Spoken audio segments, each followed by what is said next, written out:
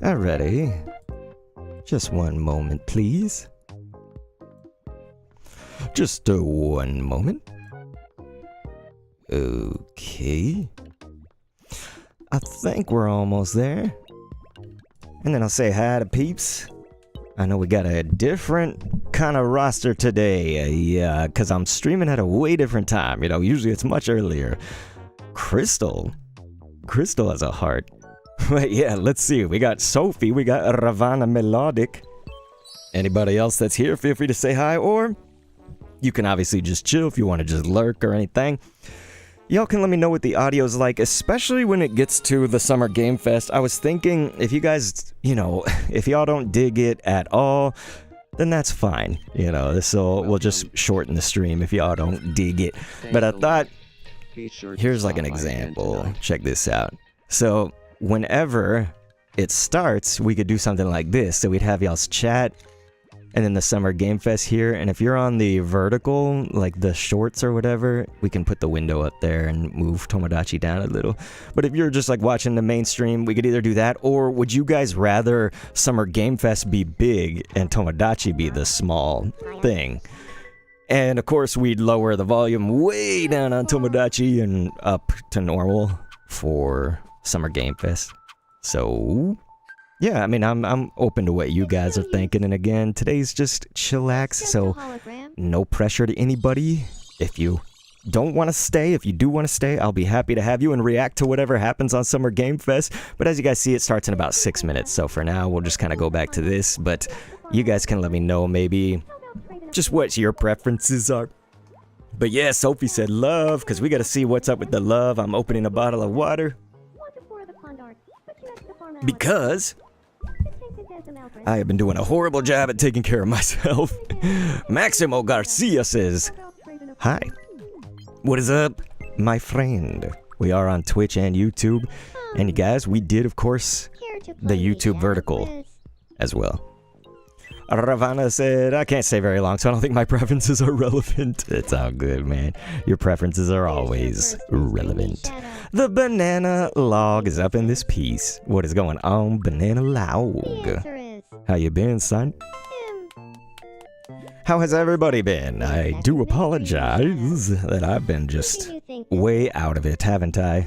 I have not been a good streamer friend. And I'm paying the price for it, aren't I?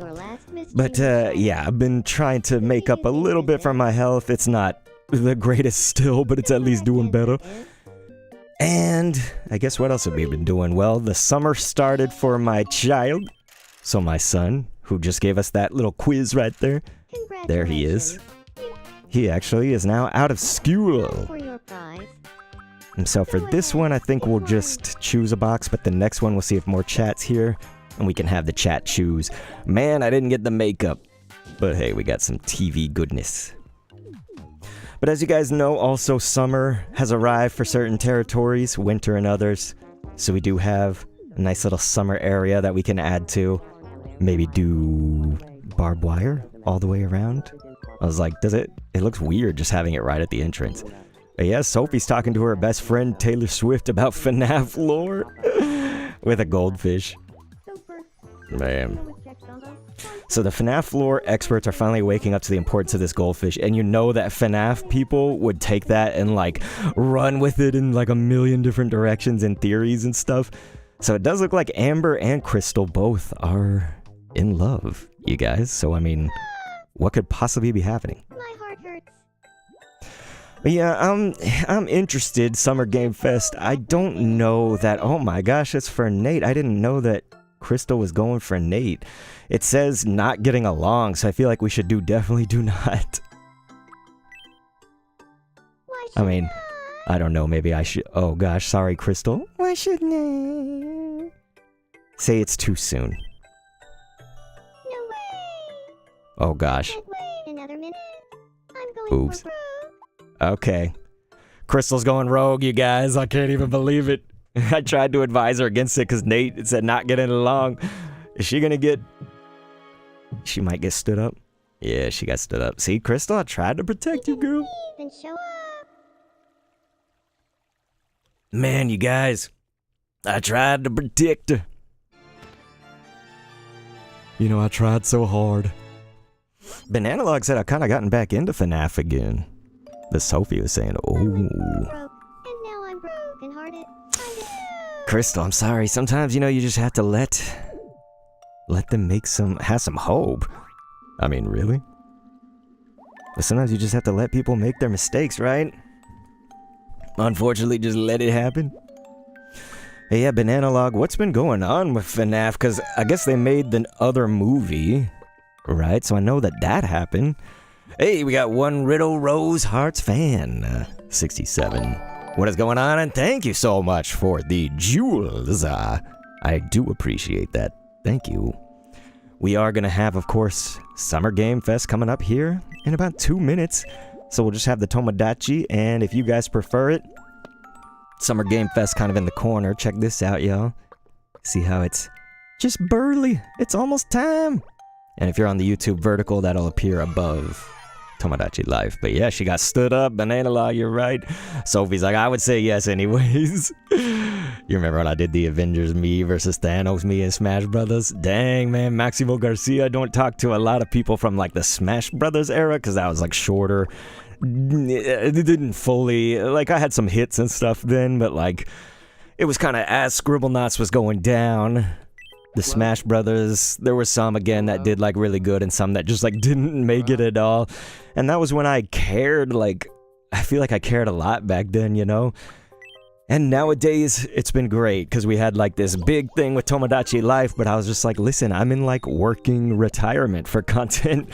So it's kind of awesome because now I kind of just try to do whatever I can, whenever I can, and try to make y'all's lives a little bit better if I can, but I know, it's a little hard.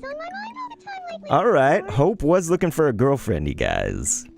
Sonic Fan says, yo, I have that game. We talking about Tomodachi Life? I never really thought of Hopkins that way before. But hearing you think it's You guys know that Amber's lying. She's totally thought of Hope this way before. You guys know it. Why is the vertical... Here, vertical scene. That was weird. The vertical scene switched back to the starting soon. So yeah, that was, I guess, what Amber's love was for. I thought she was going to actually talk to Hope. But hey. So ladies and gentlemen, it does look like the timer is counting down. So let's turn on the volume for that. We'll turn this way down and on the vertical. Holy Sigma. You guys will have to let me know now what the volume is going to be like. I'm going to turn things down a little bit. Flashing lights and visual effects, you guys, so keep in mind. The creator of the Game Awards, Jeff Keighley. So y'all can let me know if the volume is going to be way too high on the Summer Game Fest, you know, as we go on. Like, I really do need your feedback on that, but I do have my phone with the stream up, so I might be able to kind of test it as well if I'm not getting too much feedback here. So on the vertical, we got Tomodachi Life a little bit lower. Summer Game Fest here. Let's move that down too. It's a good one, don't worry. All right, hello everybody, and welcome to Summer Game. It's a good one, don't worry. Biggest global showcase of what's next. You know, all right, so Tomodachi Life's probably going to go a little bit slower as we try to watch what's going on Summer Game Fest. Let's see it. You guys, Jeff Keighley, it's like, sometimes I feel like he'd be such a D-bag, but I think he's okay, isn't he? What do you guys think? This is our 7th and biggest SGF, and I have to say, guys, the magic is back. We have a great show for you today.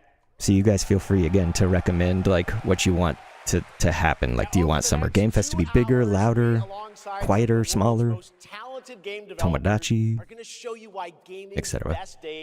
Adventure Spring Bunny, what's going on, man? What I love about SGF is that we put platforms and rivalries aside. It doesn't matter where you play. Everyone is welcome here today. That's not true. Now, everyone has a lot of games to play. As you can see behind me, in just the Nintendo is where you play. Steam saw a record-setting 9,265 new game releases, and that's nuts, man. Because it's hard to release a game. I've been voicing for Paddle Paddle Paddle, as you guys know. A lot of y'all know. Man. A cynic might look at those numbers and think, how can anyone possibly break through with their game? Yeah, exactly. Then, great medium.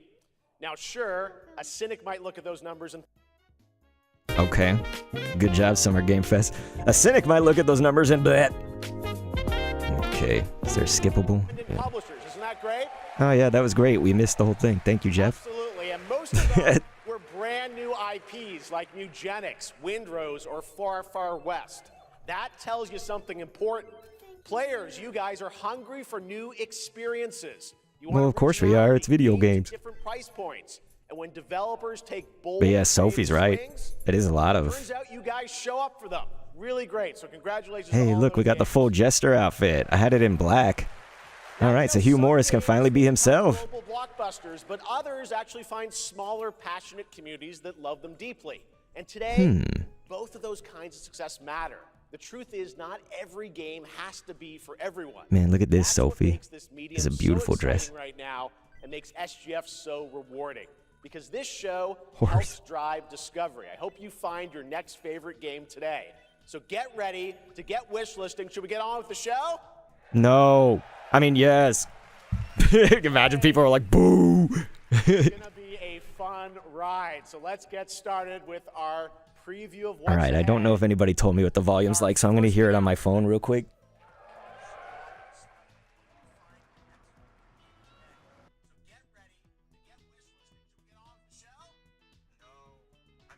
Okay, I guess it's okay. All right. Let's see what y'all are saying in the chat. Why is this happening? Am I just pushing the limits? You guys, I have Google Fiber, so this stuff's not supposed to be happening, really. I got it in 4K, though. Maybe that's not the best idea. with our first announcement. Forgive me, you guys. Sorry. First announcement. Here it is. I should have thought about that. Streaming on OBS and doing it in 4K. So we did it at 1080, 60. Hopefully that's fine for you guys. So yeah, Summer Game Fest. Sorry, you guys. Yeah, Adventure Spring Body's like, oh no, it's buffering. Yeah, I've got Google Fiber, the 2 GB like thing. So usually it's not a problem unless we're like overloading the computer, huh? That's what we're doing. Yes? What is this, Resident Evil? So, you're the American who called earlier. Yeah, The yeah. sister of the man on the 3rd floor. Ah. Something Welcome look to wrong with Paris. this lady, man. It's so nice to meet you. Oh, it's freezing. Yeah, Adventure Spring Bonnie. I don't know. Come This in. is setting up like some Resident Come in. Evil We schnizzit. don't want you to catch a cold. Here, do y'all want this bigger? I hate to say it, but your brother is, well, quite odd. Adventure Spring Bonnie, I love that. We were like, what?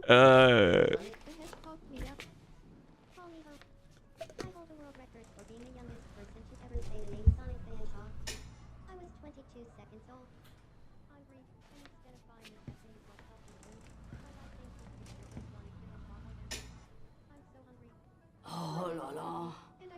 Mais quelle pagaille! He's made such a mess again. Think What the hell is this, like hoarders? a week ago. It's like a Yeah, boulder Banana Log. It's like, do we need another one? He said, if this is another Resident Evil, I will scream positively. But do we need another one is the question. I'm sure he won't notice if we help ourselves. I just mean right now. Long. I'll bring some nice coffee to go with the biscuit. Yeah, Sophie, it just seems like the style, you know? It's also really dark, you know? A lot of their games are just so dark. Nice camera. Sonic the Hedgehog's manager to set up a private show in my house. No luck yet, but I think I'm close. Oh, new Silent Hill? Are they really having a new Silent Hill? Go here. Dude, that'd be nuts. I dream of Sonic the People in the chat are like, Half-Life 3! Hedgehog. Not weird at all. Of course. In fact, I'm jealous. I'd pay Like, we want Destiny 3. Sonic the Hedgehog, even if it was just in a dream. Oh god, are we gonna get jump scared through the... Cheapskate. I'd pay a large fortune. I'd give all of my money to spend a single dream with Sonic the Hedgehog. Man, that was a huge chat about Sonic the Hedgehog, which was great, so we could just watch this. What the shit? Yeah, sorry you guys, I curse, so hope everybody is cool with that.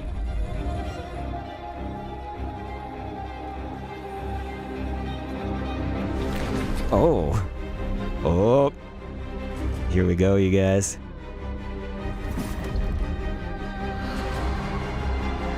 REV. Resident EV. Don't move. Claire Redfield. Oh, Redfield, you guys. It's code Veronica. Resident Evil Veronica. Damn, man, that is crazy. Everybody's happy. But yeah, Banana Log said, I know we already had RA9 requirements. You wouldn't mind another? Yeah, that's crazy, dude. Man, these graphics are gonna slap 2027, y'all, and it's on Switch too. Look at that, ladies and gentlemen. Sophie was like, Rev? That was crazy, son. Capcom on a roll. What a way to kick off the show. Resident Evil Veronica revisits a classic title from the Resident Evil universe. Requiem, okay. You're like, not requirements. Thank you to Takeuchi-san and Capcom for that. Yeah, Banana Log, you ready to scream, man? Now, Jeff Keighley, yeah, come on, guys. news from one of the top independent game studios in the world. Oh, isn't that, Cuphead's? Hello there, I'm Cuphead here at Studio MDHR headquarters. And today, we have a special announcement for all of you. Mughead and Cupman? That development has begun on a brand new, hand-animated Cuphead video game. Alright, yeah, Adventure Spring Body. Holy shit, it's Cuphead. Ambitious project. That's gonna come out of left field, isn't On it? a fresh, exciting adventure. It's still in early stages, but we look forward to revealing more when the time is right. Well, from all of us here at Studio MDHR, thank you for... It's funny because it doesn't look like Cuphead, you know? Like, not a round cup, it's like a cylinder. Hello? Yes? Oh, indeed. Oh, you want me to tell them? Yes, I'll tell them. Yes, right now. Yeah, Adventure Spring Body. Wait, Summer Games Fest is good this year? I Yeah. have one more surprise. What? A small team within our studio has been working in secret on something completely different. Damn. This new project is a love letter to the era that brought us into the world of video games. We have prepared a sneak peek, and I'd say No way. They're gonna do another. it's pretty radical. Over here? Ahem. Pretty radical. Damn. What the hell could they reveal, you know what I mean? Now in development at Studio MDHR. It's Mighty Cuphead Adventure. A new No way. fast action platform shooter. Dude. With arcade quality graphics and amazing sound. That is nuts, man. Cuphead Adventure. Only from Studio MDHR. See how 90s that is and 80s and stuff? More so 80s. I mean, there were even video games earlier than that, but it's like the era that really brought that, right? That home console and stuff. You know I love my puppets. That was great. And there you have it. 2 brand new games from Studio MDHR up in Canada Yeah, with Mighty Cuphead that's crazy. Adventure, a true 8-bit action platformer coming to consoles and PC, and then a brand new hand-animated Cuphead game has been confirmed too. Great news. All right. Yeah, Now, dude, that's please join me in crazy. welcoming Like, my co-host and partner in a new game discovery website called Looking for Game. oh yeah. James, everyone. Looking for game. I always called it looking for games, of course, 'cause I feel like everybody would, but I'm trying to move the vertical stream here so it looks a little bit more normal. Thanks, Jeff. I am thrilled to be back here at Summer Game Fest, and I'm excited to share in so many incredible announcements. Now, this next one is very special for I don't know, what do you guys me. think? That's crazy that they're gonna do a different Cuphead and then another Cuphead. Like, they're gonna have 2 Cuphead. This is nuts. Hey, what's going on, Brian? 3535. Just watching some Summer Game Fest. Yeah, Nintendo's gonna be on this, man. That's gonna be the best thing. I wanna see what's up with Nintendo. That's gonna be my, what's appealing to me. But you know, like, I'm open, like, it's chill today, and they've already kind of opened up with a big one with Resident Evil, and then now Cuphead. That's crazy. 2 Cuphead. Another horror game, huh? Yeah, this will be like 8 horror games first. What do you guys think? This is your last chance. What you guys think? What you guys think? Banana looks like FNAF, please. I feel like it doesn't look like FNAF, but hey, that's never stopped him, has it? Yes. I understand.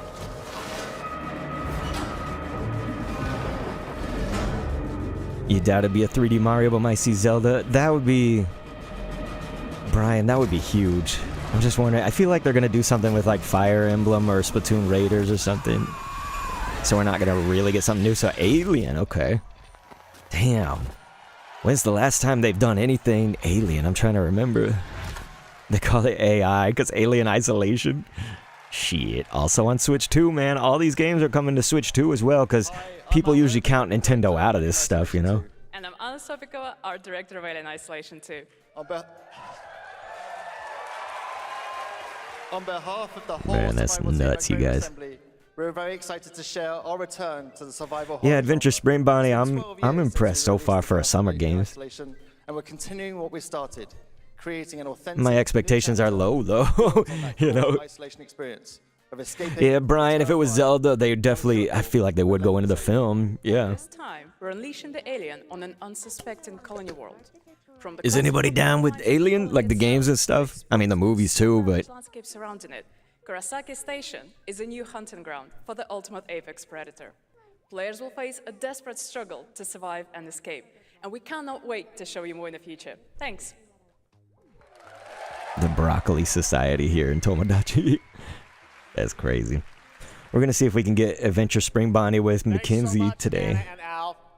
Today, we are honored to have one of gaming's true visionaries here with us in the audience. For more than 2 decades, his work has reminded us that games can be emotional and deeply human. From Eco to Shadow of the Colossus to The Last Guardian, Not he into has horror, left an Brian. unforgettable mark on this medium. Please join me in recognizing the legendary Fumito Ueda-san. Ah, man, it's not Hideo Kojima. That would have been nuts with Adventure Spring Bonnie. I feel like Kojima would be at this, you know? And He could be now, there. Let's talk about his next game. A few years ago, we gave you an early glimpse at Ueda-san's next game, then known as Project Robot. Well, now... Yeah, you're like, oh, okay, it's step not. Deeper into the mysterious, Okay, so Sophie says a prediction would be epic world FNAF Ruin Part 2. Yeah, I want to see what everybody says. What are y'all predictions? Let's take a look. Man, look at Bonnie and Mackenzie on the Tomodachi, just laying here on the deck. That's crazy, son. We just need to hold it on them, though, so we can get the "What's up with Adventure Spring Bonnie?" And then they have love.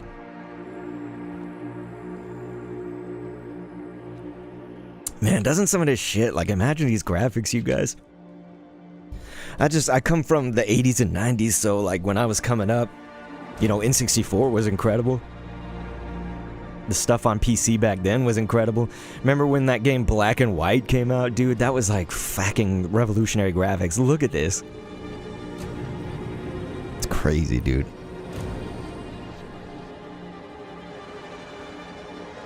Yeah, Adventure Spring Bonnie, you might be right. You probably know more than I do there. How can we, like, force the pink bubble, you know? Let's have her land on top of you. That'd be crazy. She's like, nope, we're just gonna... Yeah, they're just hanging out. Alright, we gotta come back and visit them. Dude, look at this game.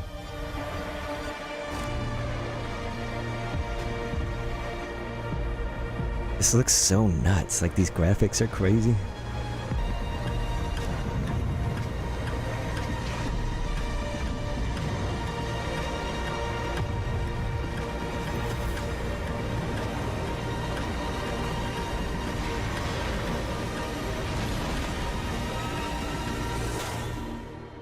What if it was like a HD Gundam? Sophie's like, whoa. It's Gen Atlas, so I never played any of the Atlas. Wasn't it just called Atlas before? Not Gen Atlas. Does that look incredible? Let's see. Oh, all right.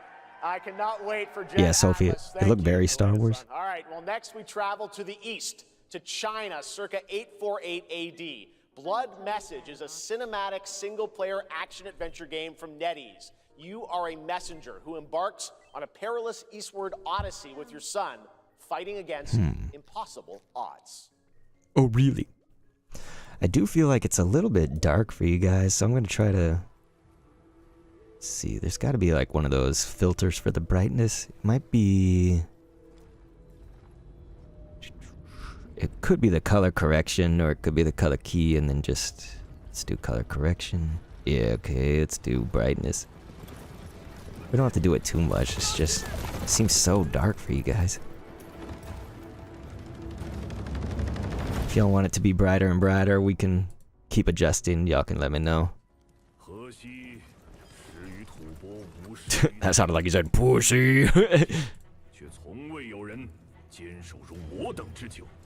Everything's been a little bit dark, but even the parts where like Jeff is on stage and whatnot just seem dark. Yo, jeez. All right.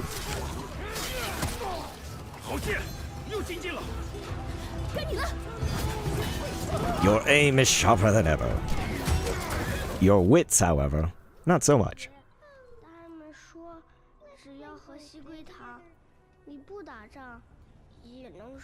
Alright, does anybody in the chat want to choose? Heads or tails?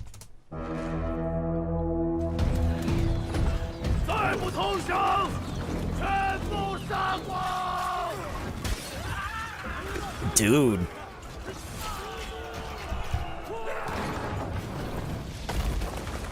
Not the friendliest of places. My god. Yeah, anybody think heads or tails? Alright, we got Sonic with heads. Let's do it.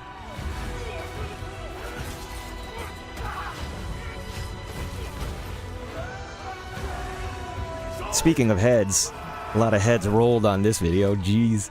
Oh.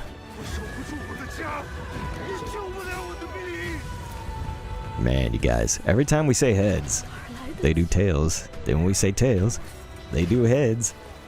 But if we just randomly pick one, we win. Yeah, Banana Log's like, bet it all on heads. Man, we got fooled.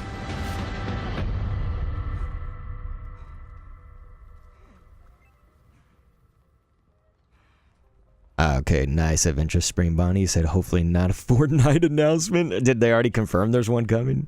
A Fortnite? Dude.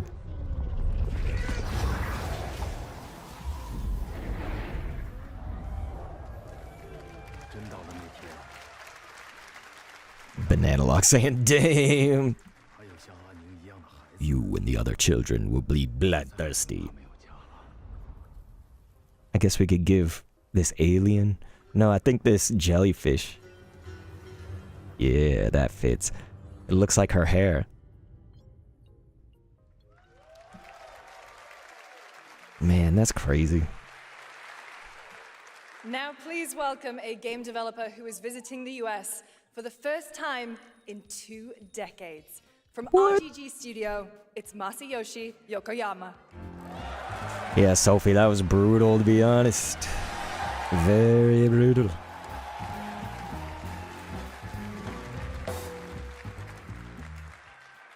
Gotta see if we had a list for Ocean.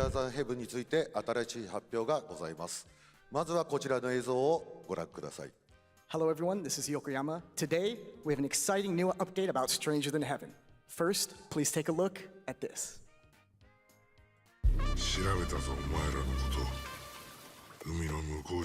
Man, we don't have any light bulb quirks other than the one we put in. Alright then.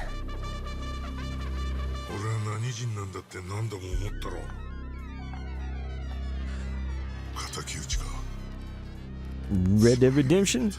That would be nuts, Sophie. I feel like it's something new. But we gotta check this out.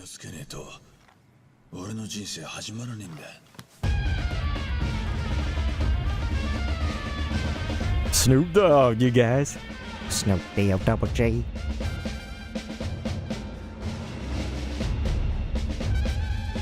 Man, that's kind of awesome. It looks like the old Bruce Lee flicks and stuff. Oh shit. Man. That is so crazy. That came out of left field too.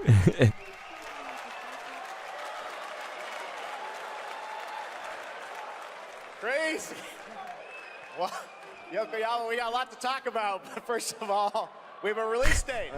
本作の発売日は2027年1月15日となります。そして先ほどのトレーラーには新しいキャストも情報が含まれていましたが、その件に関してはこの方に語ってもらいましょう。Yeah, Banana Life, Snoop Dogg. On January 15th, 2027. As you may have noticed in the trailer, Man, so we're getting a lot of 2027 stuff. to tell you more about that, I'd like to bring out a special guest. Yeah, Sophie, let's do that. They're bringing out Snoop D-O-double-G. I love that they gave this motherfucker a gray beard. Look at that in the background. He's got that Thor beard. Everyone's talking about this game. It's so good to have you here, man. That's crazy. So you teaming up It's crazy.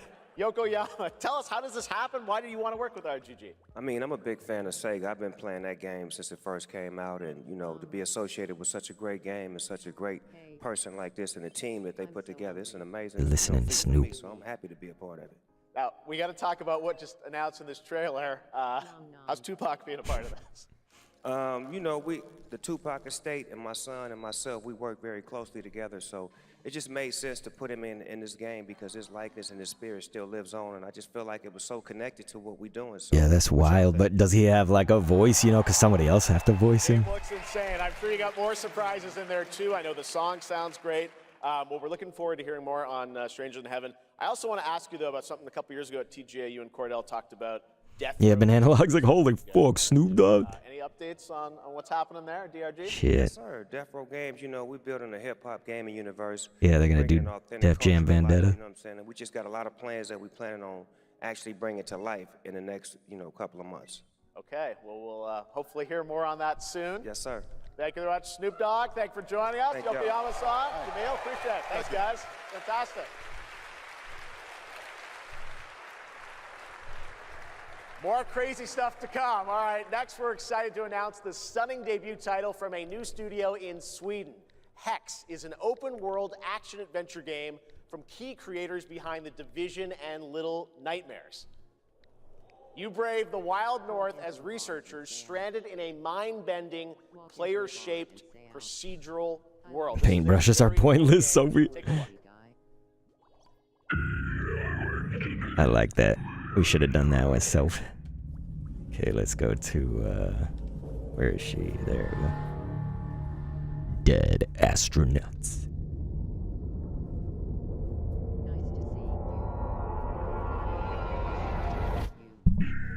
Man, Sophie or me's always changing clothes. Like on her own.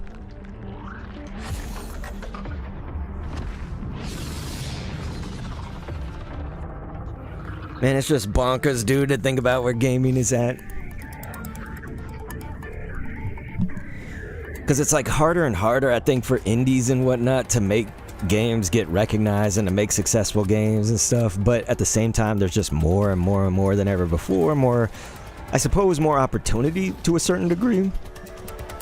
It's sort of like, it's just, you know, you think about music and voice acting and stuff like that. It's like probably so many people coming into that, but it's harder and harder to for each person because there's so many. So it's this double-edged sword, right? But yeah, this look at that. This looks so crazy. The hex, the Rubik's Cube hex. They spell hex wrong though. Just kidding. Oh boy, dude, he's still going on about Mackenzie. Steve Harvey.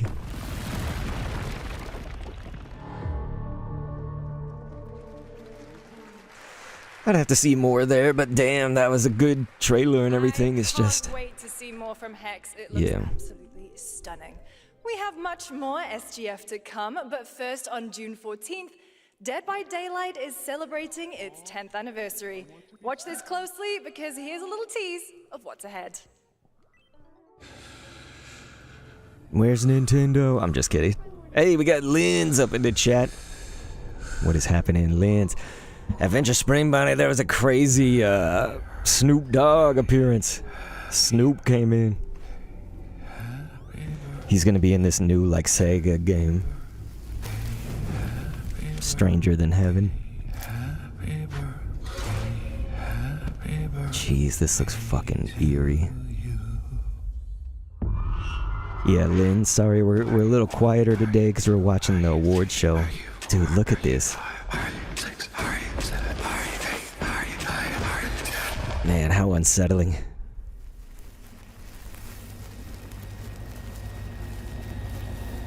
How truly unsettling this is, man. You're invited. How old are you now? June 14th. Did we know they were adding Jason? Sophie's Dead by Daylight? Oh shit.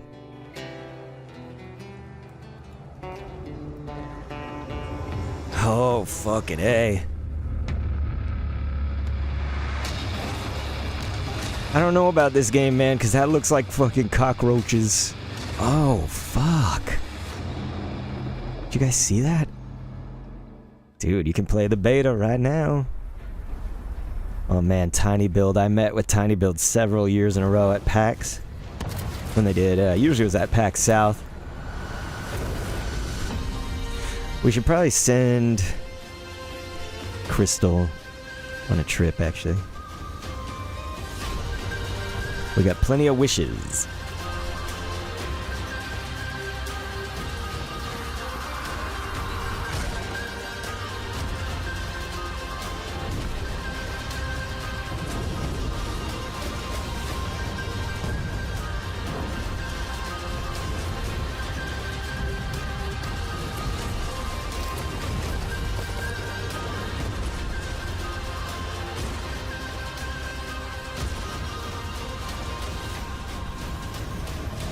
Did they have Springtrap in Dead by Daylight?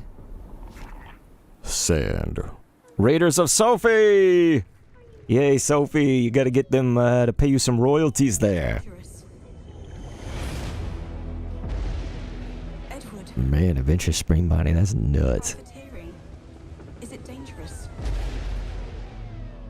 Crystal. So nice if it weren't. Okay. Good old left man nipple there. Gentlemen, we do not plunge headlong into folly on the Man, there's all this gruesome shit today, you know, so it's like Nintendo's gonna come in and they're just gonna be like, hey, what about our Yoshi and the Mysterious Book game? Just kidding. Taking this shit. Stomp and shout I!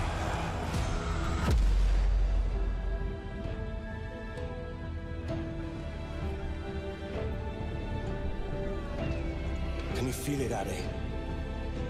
What up, Kellen Griffin said, this is a good game, I have important lining of book files to do, so cap of later. Path ahead is dangerous. Man, really, Banana Log, Sophie Adventure, damn, that's crazy. But yeah, Sophie, that game was Raiders of Sophie. You heard that right, you gotta get some royalties now. Don't save me a spot. Because you're the only one named Sophie. I ain't coming soon.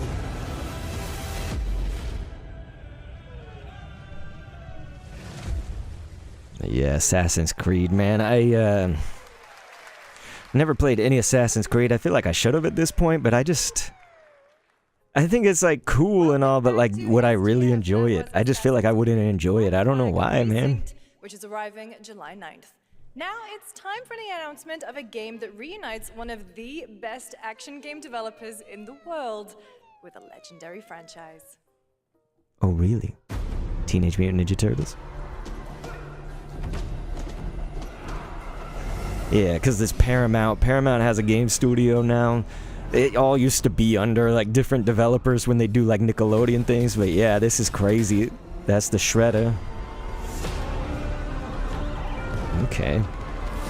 So Platinum is fucking making this. That is nuts. I'm pretty sure you just saw the size and then the katana right there.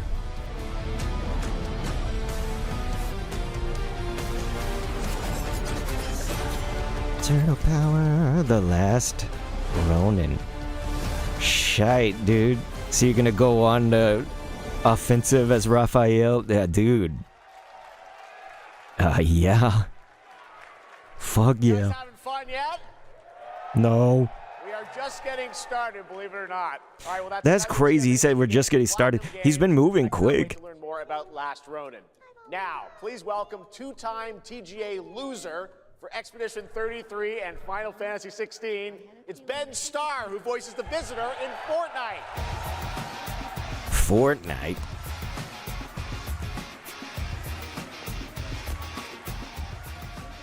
But yeah, that's crazy, Banana Log. That's gonna be a dope fucking Ninja Turtles thing. It's gonna be dark AF, man. For the past little while, I have had the incredible opportunity to step into the world of Fortnite as the Visitor. And today, I finally get to share a glimpse of where that journey is heading next. Yes, Fortnite, you guys. I've been working on this for a long time. A new season is about to begin, and everything is about to change. Let me show you what's coming in Fortnite's next season runners. They're saying this pig is more beloved than Taylor Swift, which is nonsense. Gotta capture that one. Excuse me. The hunt for power. Adventure Spring Bunny said it's what I've been waiting for. I honestly can't tell if you're serious or not. So I don't know who likes Fortnite and who doesn't, you know? Some people legitimately do like the Fortnite. They can make you stronger, faster, more faster. No one can resist that kind of power. So we must secure them.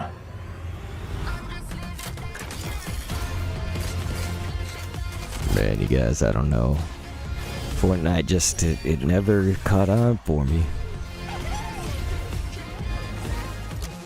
Sophie said, yo, I'm literally playing Fortnite to see the event. For real? Is it right now?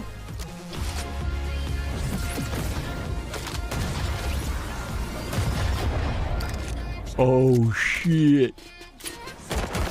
That's awesome. Fortnite, holy crap, Lewis. Oh, it's in an hour, okay.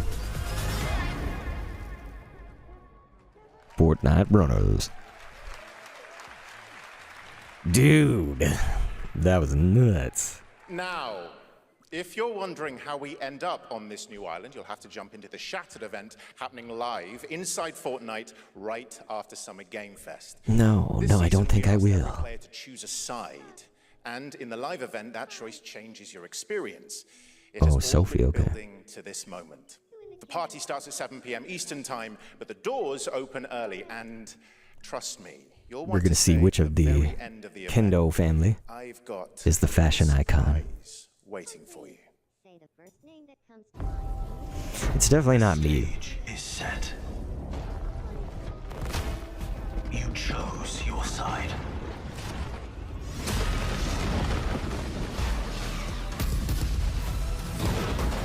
This ends now. Man, that was crazy. That looks alright. Yeah, I mean, my son does wear rings on every single finger. Time for a special announcement from Bandai Namco about one of the most influential sci-fi franchises ever created. Oh, really? On Earth, mankind measured time by seasons, not sirens. For a moment, the future felt promising. Man, again with these graphics, it's crazy. Out here, that promise is a lie.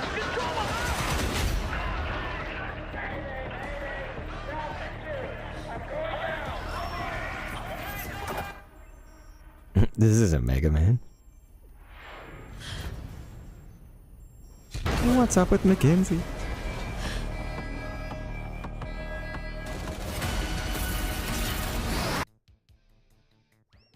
Discover the power of the One Ring through Howard Shore's music of The Lord of the Rings. Beneath an immense screen, full orchestra and chorus.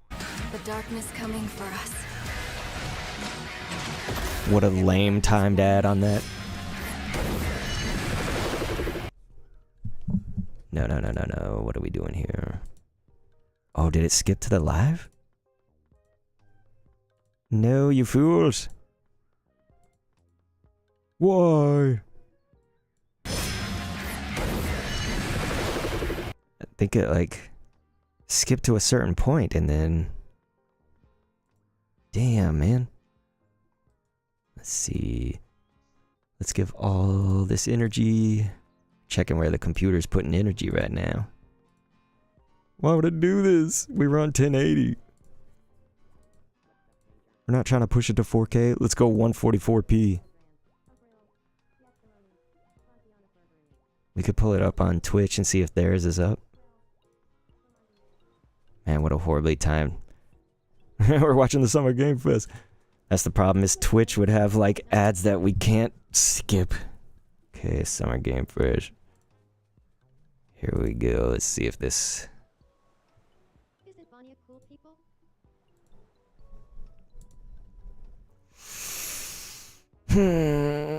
That sucks so much that it like fucking froze right there. We're never gonna know what the game was.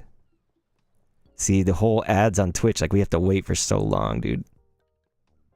So what the hell actually happened? That's the question. For us. It remembers I can't even like pause it and... one man. Man, it's fucking bull.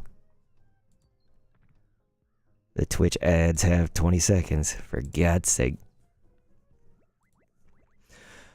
So yeah, sorry guys, I guess that's a... Yeah, it may be a consequence of trying to do it on the YouTube. I don't know. Like I say, I mean, Google Fiber doesn't really let me down. It's just, I guess, pushing OBS on all three, vertical, horizontal, etc.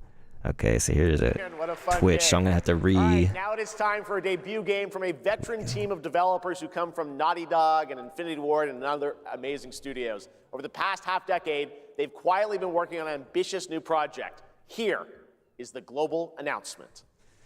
Alright guys, yeah, I do apologize about that. Disappointing. We're trying to get it going here on both the vertical and the horizontal for you. Grady. Can we like not have this fucking watch ad-free thing? Thank you. Jeez, dude. Like, come on, man. They lie. Alright, hopefully this is a little better here. They're bullies. Yes, dogs? Yeah, I got one of them. So that's what I say when I look at someone like you. Bully. See, that's where we're different. But we're back. Genuinely like most people. Oh, well then you're truly a sick fuck. Oh, damn, did they say this was Naughty Dog? I completely missed out on everything while we were trying to re-get all this back up. There's no moon. We need to move. They'll be coming for you. Coming for us. You're not one of them anymore. Shit. Yeah, well, that's temporary. Just like you and me. You guys don't understand the real threat. Not like we do. Can you believe that we Brad Crash Bandicoot to fucking Watch Dogs? Yeah, that is kind of crazy, to be honest. Okay. Hurry, stay low! If I go to work with my enemy to survive, so be it. For now. That Zoom quiz was just blue. Either we fight those things together, or die alone. Oh, fucking hell. Hang up the phone. No. Do not touch him.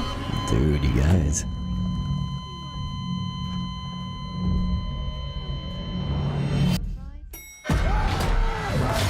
What do you guys think? Would you all want to do a chat chooses and pick the box for us?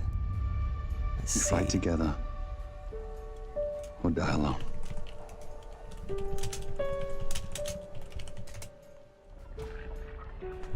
What you guys think? Small, medium, or large, yeah?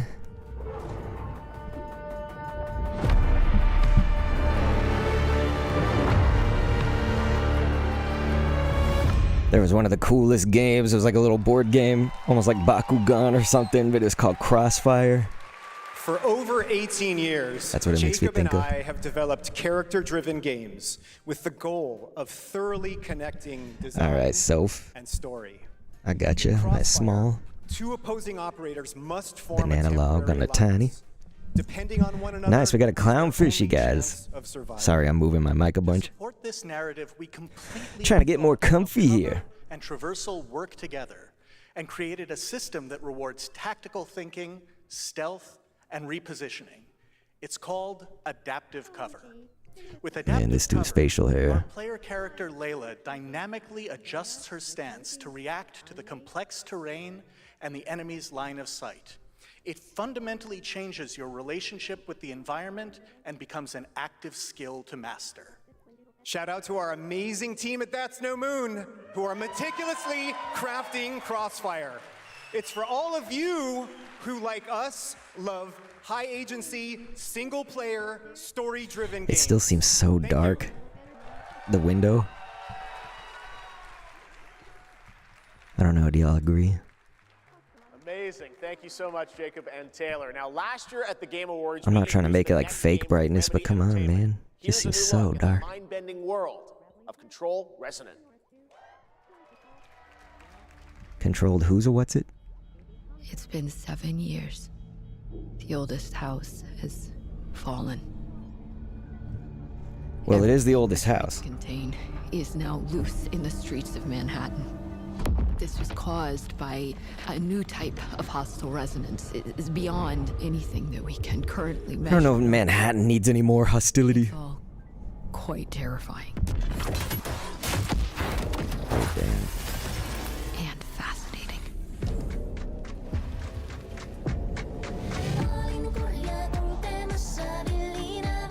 Man, this song slaps.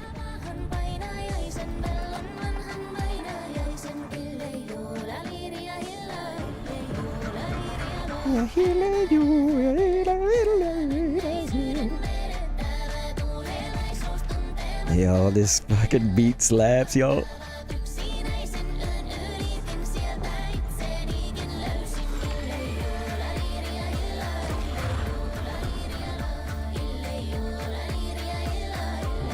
Can't have shit in Manhattan. All we can do. Hey, yo, Lisa's up in the chat. Lisa, you've done this before actually with us, Lisa, but we're like playing the game loosely and just mainly watching the Summer Game Fest. Yeah, very upbeat for a dark-looking game. I mean, it had a little eeriness to it, I guess. That kind of looked fresh, just because the song made it even better, to be honest. Right now, it's time for another Summer Game Fest exclusive. The announcement of the next game in a storied franchise. Sonic the Hedgehog? Just kidding. What if it actually was, but no, not now. We all have our How's everything been, Lisa? to this vast frontier.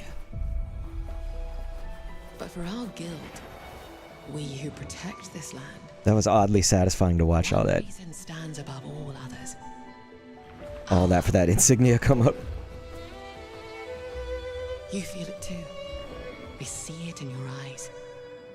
Wonder at the astonishing power that shapes this I land. wonder if the frames are skipping for everybody, or if I'm just really pushing things. Spirits to whom we are bound.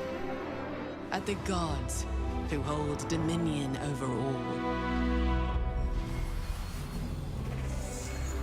We cannot guarantee your comfort or even your safety.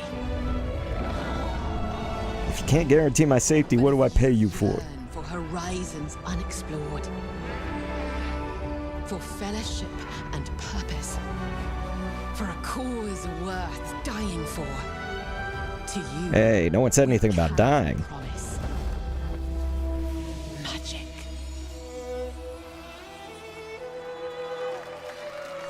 Dude, Guild Wars 3, that is fucking... Man, that takes me back. I never really played Guild Wars that much, but I played Neverwinter Nights. Didn't they make... Like, weren't they the same studio, at least in the early days? Online around the world. I'm Colin Johansson, the studio head at ArenaNet, and I want to thank you for watching the exclusive first look at our upcoming game. The time is right for the next evolution of the MMORPG, and that game is Guild Wars 3. Lisa, you're saying not great, but will be better? Glad you all agree. I hope it'll be better. Guild Wars 3 is an epic world that is both beautiful and fun to explore. I'm sorry that it's not going great, though. Movement is powered by your character's momentum, and combat will usher in an entirely new type of MMO experience. By launching on if I PC switch this. and PlayStation Yeah, okay, y'all 5, can't see that. we're inviting the biggest audience yet to experience the world of Guild Wars. I'm gonna change my Twitch category to be special events, so we're mostly watching this. Go to guildwars3.com to sign up for our newsletter right now. Thank you.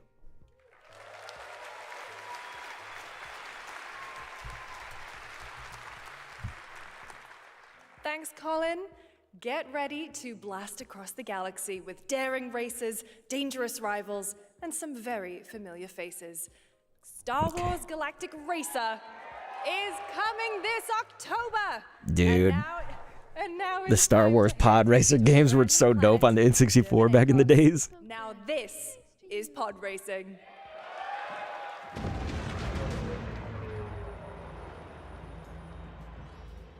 Welcome to Durban Acos. Man, this could be cool. We gotta make this a little bigger for this one. Champions are born and losers annihilated. Where champions are born! My sources say you've been making friends amongst our fellow League pilots. Racers don't go head-to-head against Bulba. Legends do. They are not Man, you guys. friends. I've seen you at Kestar's side. What do y'all think? Did y'all ever play like the Star Wars, like for instance the Pod Racer on N64 or any of the later iterations? Oh, this is the dream shape. Make it again.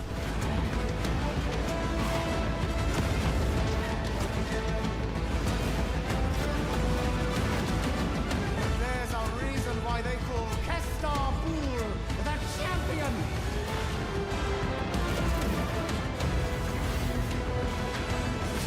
The golden age of the Galactic League begins now. Man, I think we've got all of her things here too. Yeah. Well, damn. We're maxed out on a lot of people's lists in Tomodachi. Hey, what's going on, Super Luigi out of the YouTube? And LeBron's alright. Not so much the Pookie Bear, but LeBron is okay. But Adventure Spring Bonnie said, I hope they show I've been Quadinaros. Banana Log was like, Star Wars Racing? Okay, that's kind of sick. Yeah, Lisa, do you remember the one I'm talking about? On the N64. Man. End of abyss. Okay, Banana Log, you played the Lego ones?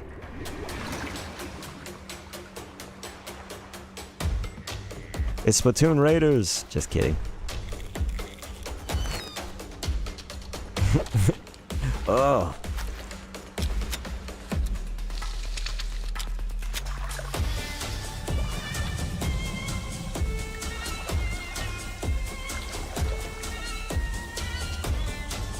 Yeah, Adventure Spring Bunny. I was like, this gives me the vibes of Raft until now. Holy shit. I love that game, man. Raft.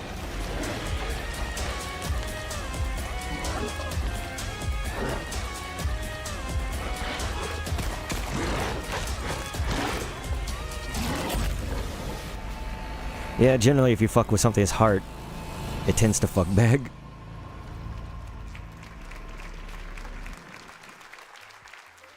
Man. A few years ago, we announced Sega's plans to bring back many of its classic franchises, including Jet Set Crazy Radio and Taxi, Crazy Taxi, Crazy Taxi. Another one is Virtua Fighter. All right, well. First ever look at the surprising scale and scope of the next installment. Damn, more love here, you guys. Virtua Fighter Crossroads. I never played Virtua Fighter. I feel like I should have.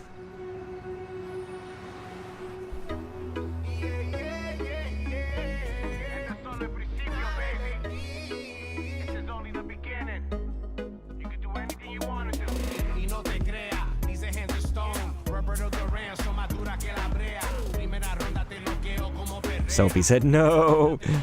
Are they coming to take your love? We could say no. Are we talking about your ex? Hey, I've got an idea for you. Hey, it's Yellow. Bet you're hungry after this morning, huh? Same as usual? Your sister's really taking this whole job thing seriously, huh, Divina? Yeah, Sophie, no one takes my ocean. Yeah, we'll just say you're imagining things. This being a fighting town. We're all fuck-ups. Otherwise, we wouldn't be living in Villa Sapara.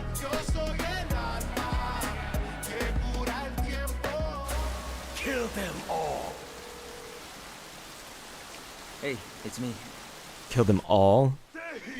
Don't we just have a problem with like one of them? This is not gonna blow over, Cielo. You fucked with the Chinese mafia.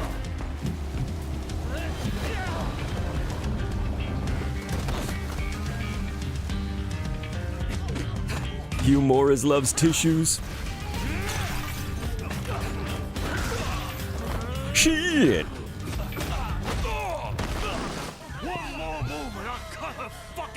All right, just. Oh, you played Fatal Fury? Fatal Fury was dope.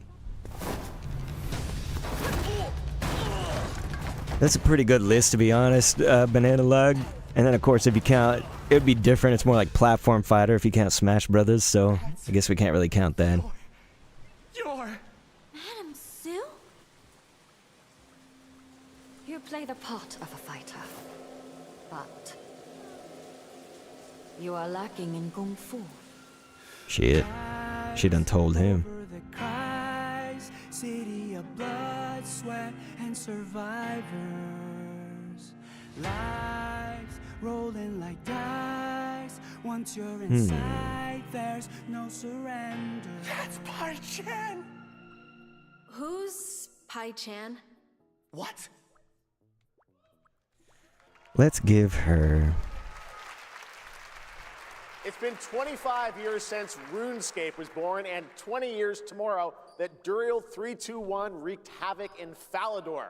Finally, this legendary universe is coming to console with RuneScape Dragon Wilds, playable now. Let's give her this hand early maybe. access. Here's a new look. A RuneScape. Anybody? Never played RuneScape either. I mean, so much of my repertoire is in like Nintendo, of course. Sega. Yeah, Sonic and Knights Banana Log. Yeah. This looks pretty fresh right here. I'm always a fan of like a base building. They build. They stride boldly into the unknown. Looked like a slower paced POW world. Dominion. And forging their legend. Oh.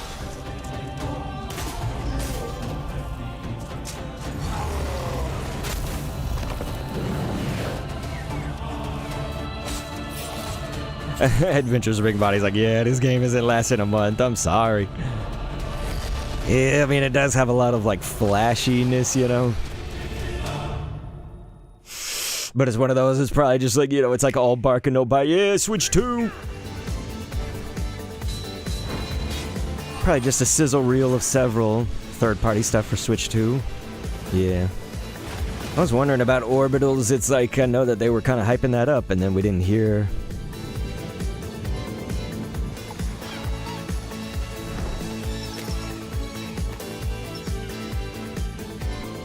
Power up your play with Nintendo Switch 2 before we increase the price. In ebbing spring, the skies will clot. I'm telling you, man, these graphics are... Our shedding seeds. The Banana Log's like, Nintendo. Yeah, Adventure Spring Bonnie. I'm hoping that there's some kind of first-party Nintendo thing coming. Tempers rare. Red minnows squirm in tainted clay. 3 virtues known, not all recast. For wrath, and doom, and death. Alas, Shit. find me, fawn. Man, that wolf looks so fresh. Find you. That looks so dope. Just the graphics of that. Oh, it's so fucking awesome. Very good. Welcome to Brook Hollow Park. It's okay, they're not actually monsters. We're just... Is this that one, yeah, where you're like little and the bugs are just gigantic? I forgot what it's called. You're looking at a living fossil. Hey guys. But it is very Honey, I Shrunk the Kids of them. But yeah, it's like a Please tell me that was grounded. There you go, Adventure Sprain Bonnie. Hold on to your buggies for a survival epic. Hold on to your titties. Millimeters in the making. What the hell did we get ourselves into?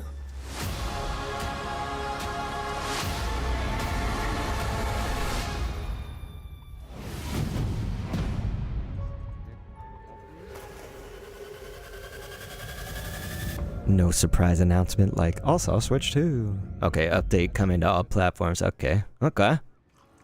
See, there you go.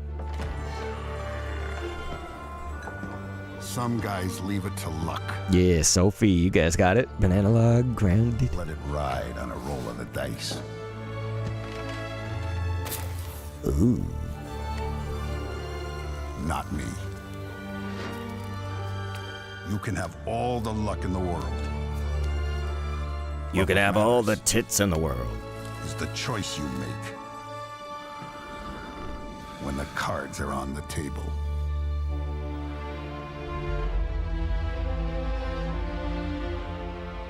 Mafia, the old country. You know how to do it to them. Get fucked, say.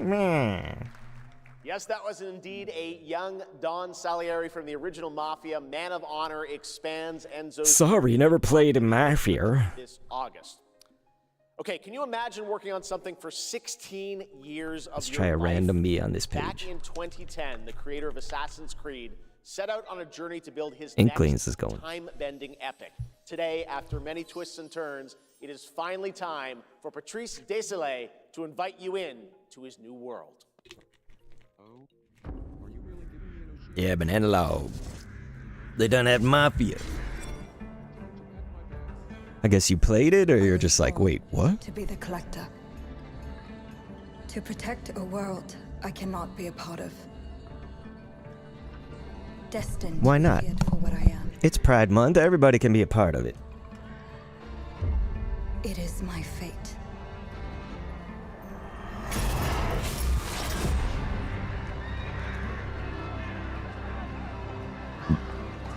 I have devoted my life to facing them.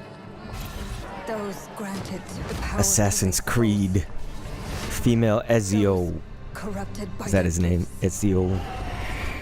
tilting the ancient balance toward cataclysm. Kitty cat cataclysm, get it?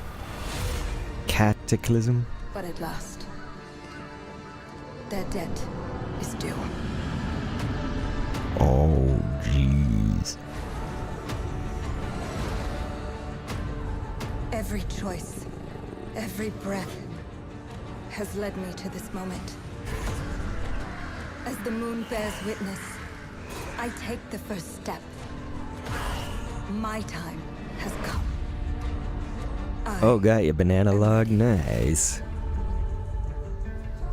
Your siblings love the Mafia games. 666 Amsterdam. What, 666, 1666 AD. Yes, Sophie, let's check it out. Let's see. I'm sure that there's got to be something, you know?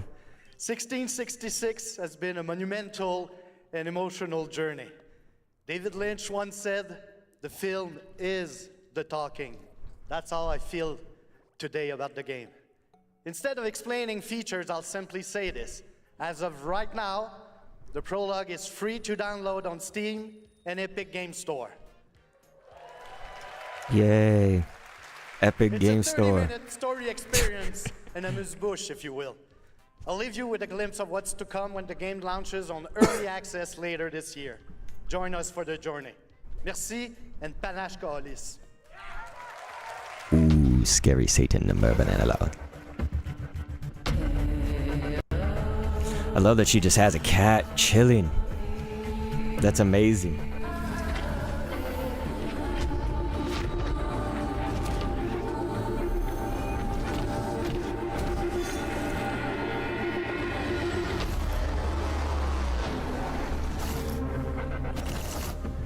Sophie, here's your, you know, like we have this, the Dreamy Unicorn outfit, but we could also look in the shop. Thank you, Patrice. Still to come, we've got There's a probably lot of less great there. announcements for you, including a special surprise guest. Jeff, you're kind of missing the cue. Wait, that's Billy from Saw? Hey, Billy. Jeff Keighley. Hello. Jeff Keighley. Oh, you want to play a game? Well, that's great. We're here at Summer Game Fest. This is all about playing games. It's perfect. Roll the tape. Yeah, Banana Log. It's like Stray, but hardcore. Roll the tape. Here, Sophie, we'll put these on right now, and then we'll look at the shop.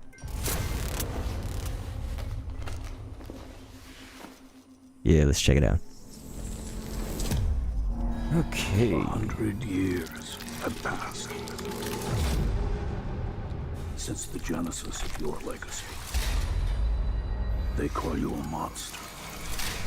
Saw Genesis. The Jigsaw.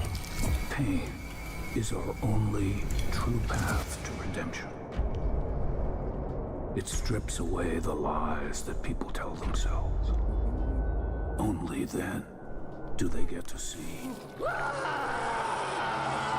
what really makes them tick.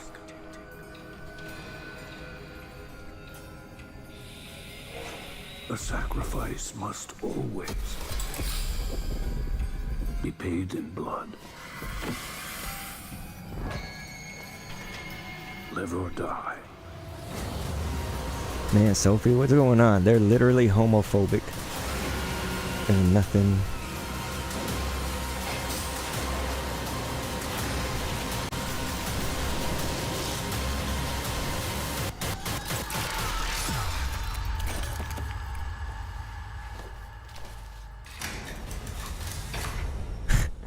Dog logo pants. Book bound in blood inspires those who are worthy.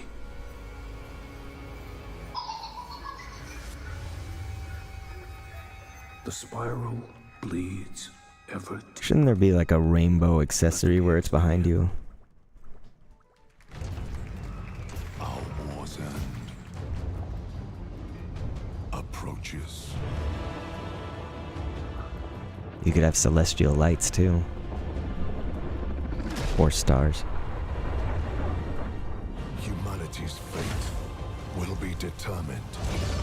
This looks kind of rainbowish just with the colors. Sacrifice.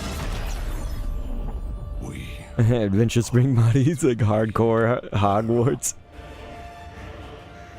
They ain't putting that during Pride Month. This is kind of rainbowy too a little bit, so there's just like vaguely rainbowy, but I feel like they don't got a whole lot. Life or death.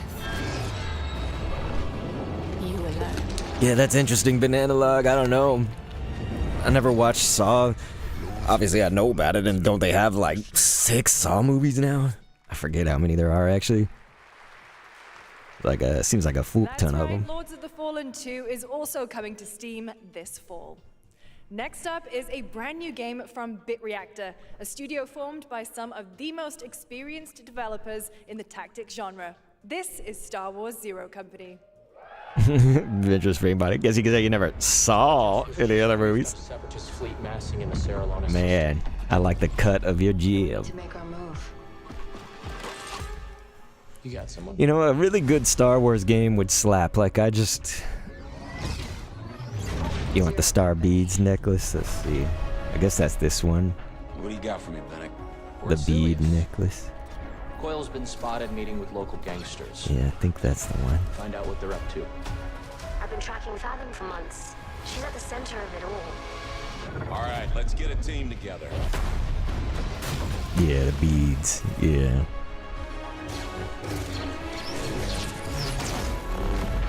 There it is. Star Wars again, damn. Yeah, it's gonna be all XCOM style, or what's it called? Mario Rabbids, you know? We work with all kinds of folks. Right, where you can like tactically move. Ex-noble, ex-cons. And wouldn't that be new for Star Wars? I feel like they've never done something like that.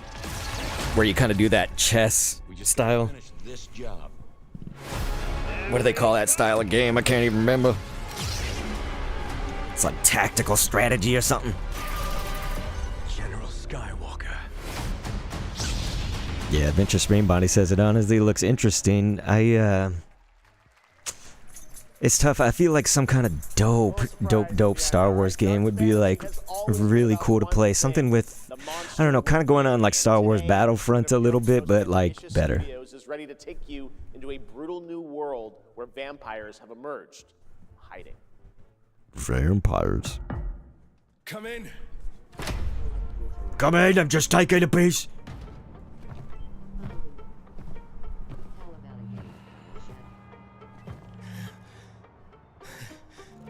Oh shit! The box.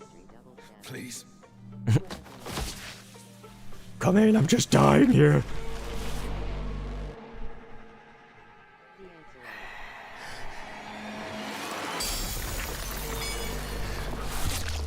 Fudge.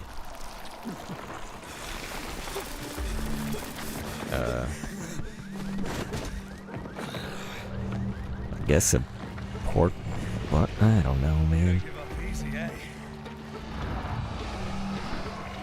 You got it. Neither do I. Shite. You have reasons to hate me. My son. You've ruined my life. My son. Same thing. You ruined my life. Okay, then. This is brutal, you guys. I don't know, I'm more of a werewolf guy when it comes to werewolves and vampires. This won't end well for you. I've done the unthinkable for my own family.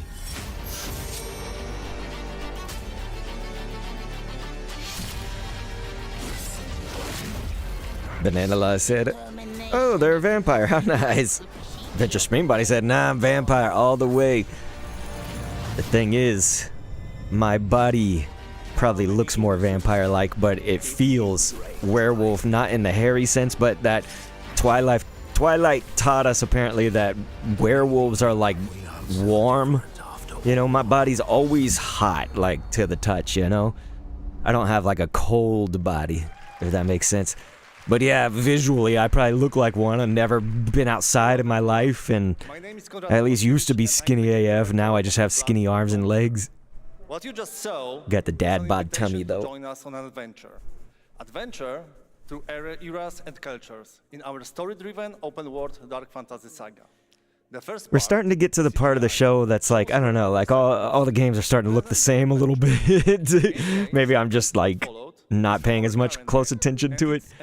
I need to see something new, you know? have as much fun playing our game Something, as we had making it. by that I mean like not just these like crazy horror.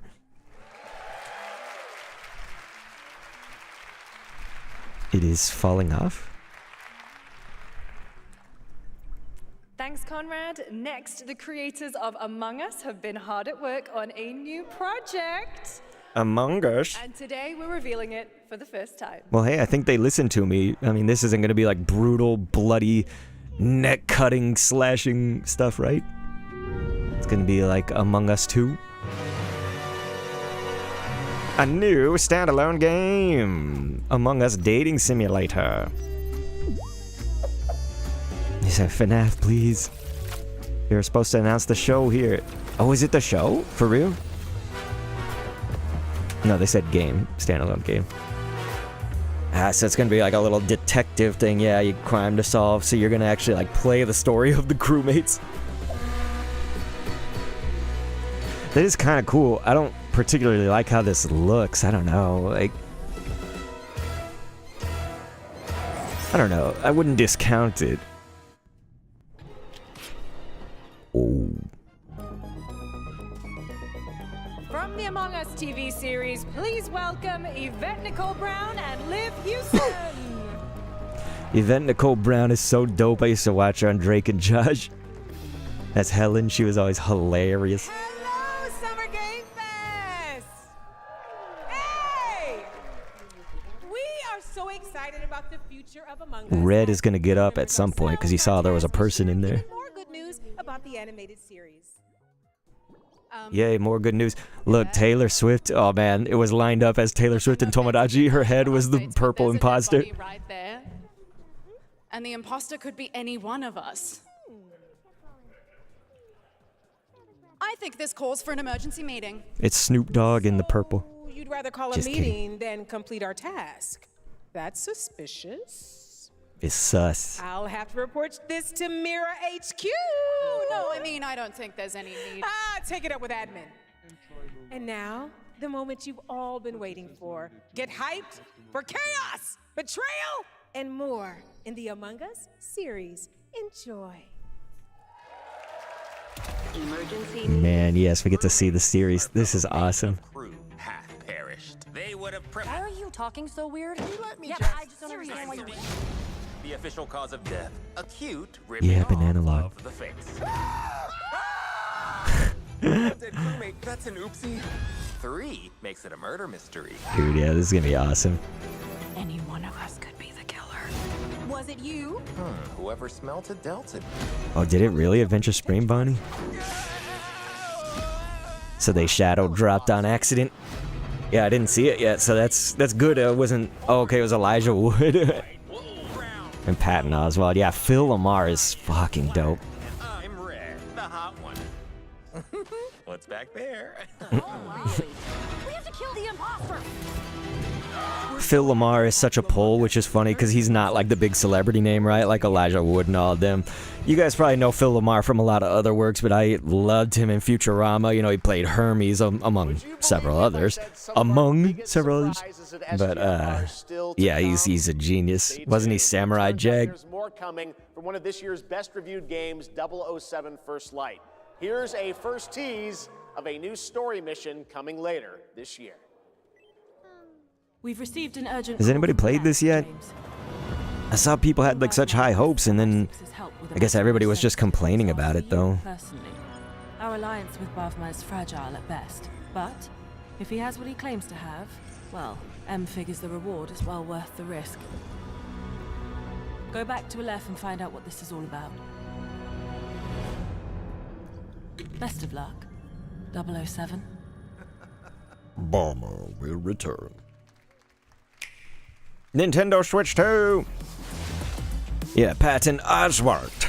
Patton Oswalt is hilarious. He's done a lot of other work, but yeah, definitely been Ratatouille, been Minecraft Story Mode. He was, what's his name in that?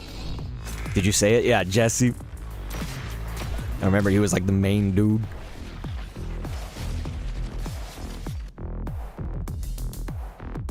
Power up your play.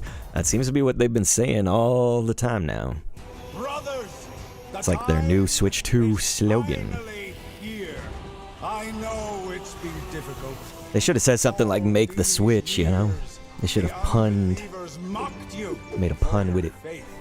Tonight, we shall show everyone how wrong they were. Sleeper, awaken!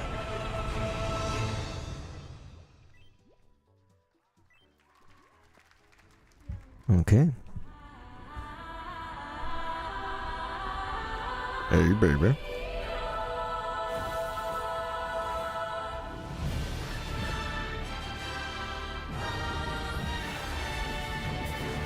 It was Jesse Mayo.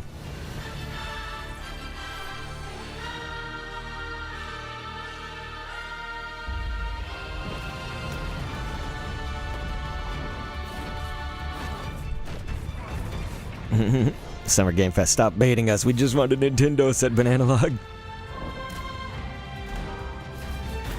I mean, that's what I'm hoping, you know. I'm just, they're probably gonna be like at the, probably not the very last announcement, but like one of the last ones, you know, in the last, I don't know, 20 minutes, something like that of the show.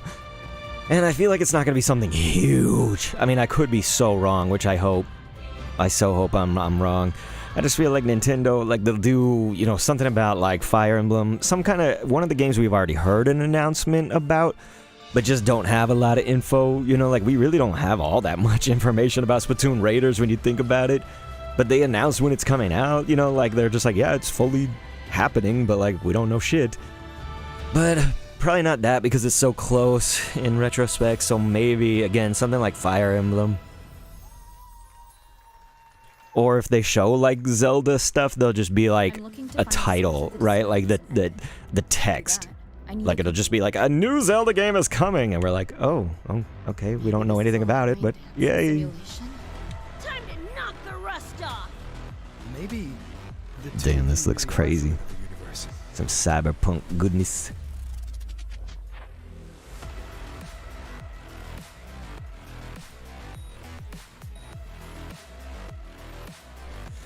That show, I actually forgot what it was called. Wasn't it like Cyberpunk Edge Runners or something, or Runners or whatever?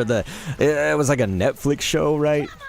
With Cyberpunk, because I didn't play Cyberpunk the games, but that show was fresh. I can feel it. That Nightmare Tessa Discord is looking for us. Pussy! You just call me Pussy? Yeah, Cyberpunk Edge Runners.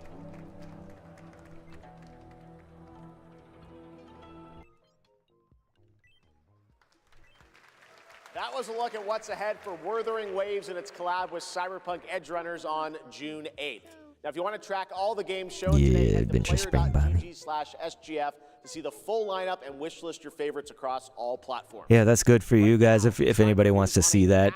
Just if you need all the announcements in one place. Franchise that has been on this stage before. Been on this stage before. From Capcom, Mega Man.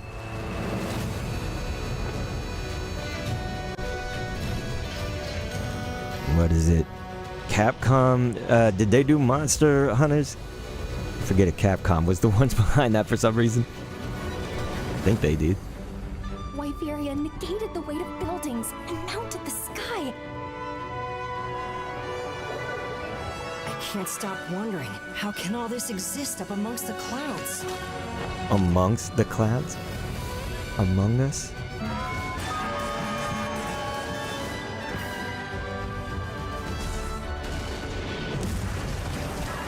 Yo.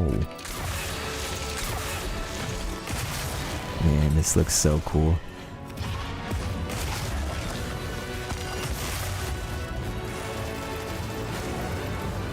Yeah, banana log. Think we're looking at some Monster Hunter goodness. They can affect the environment with just their presence.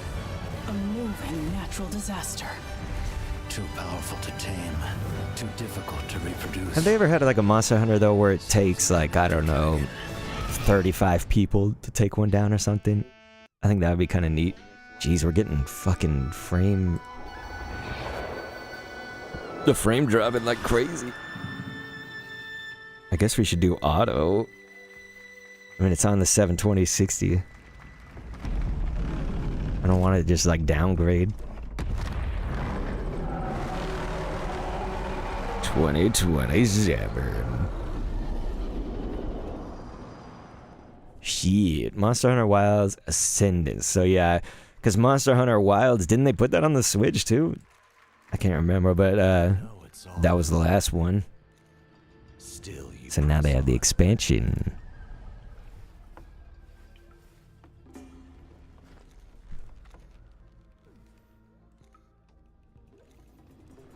Look at Sophie's little Kirby.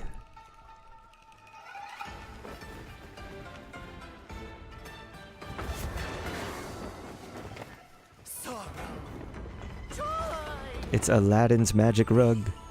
Obsession. Step to the dream. Howling gales, soul-raping squall. Sky shrouded, halberds from the vessel. Yeah, I don't know. This looks very generic for me.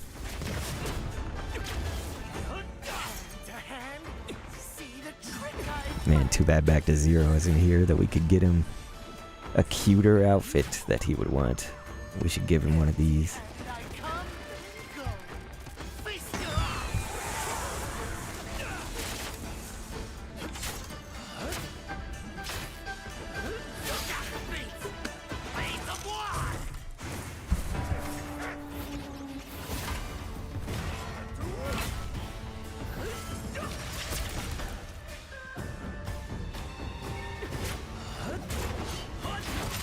They're just gonna show us these fights in real time, huh?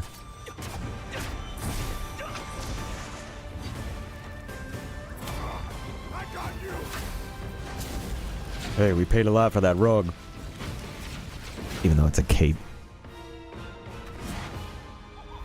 Sekiro. Is that what we looking at, Banana Log?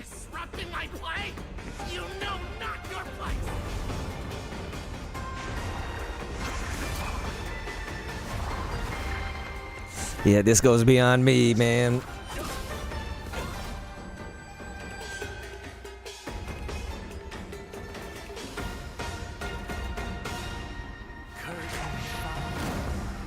Dream is over.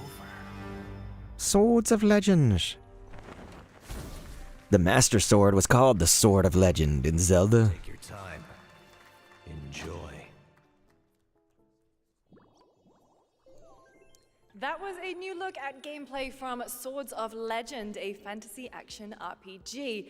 There you saw a boss fight against Kong Kong Zi, with each move pulled from real centuries-old Chinese magic tradition. Now, how about a little toy car? The tradition. Get ready for lots of loop-de-loops Of- and massive jumps with the announcement of the biggest Hot Wheels racing game yet. The tradition of a cape coming to life and fighting, spitting fire. The great Chinese tradition. So my son, when he was about 2.5, 3 or so, that was like when the COVID lockdowns and stuff were hitting, and man, he was so into like the Hot Wheels monster trucks and the Monster Jam and whatnot, but not really the cars so much.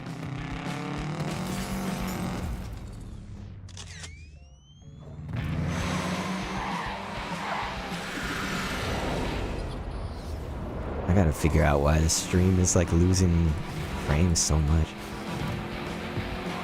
Just try to close out everything I can.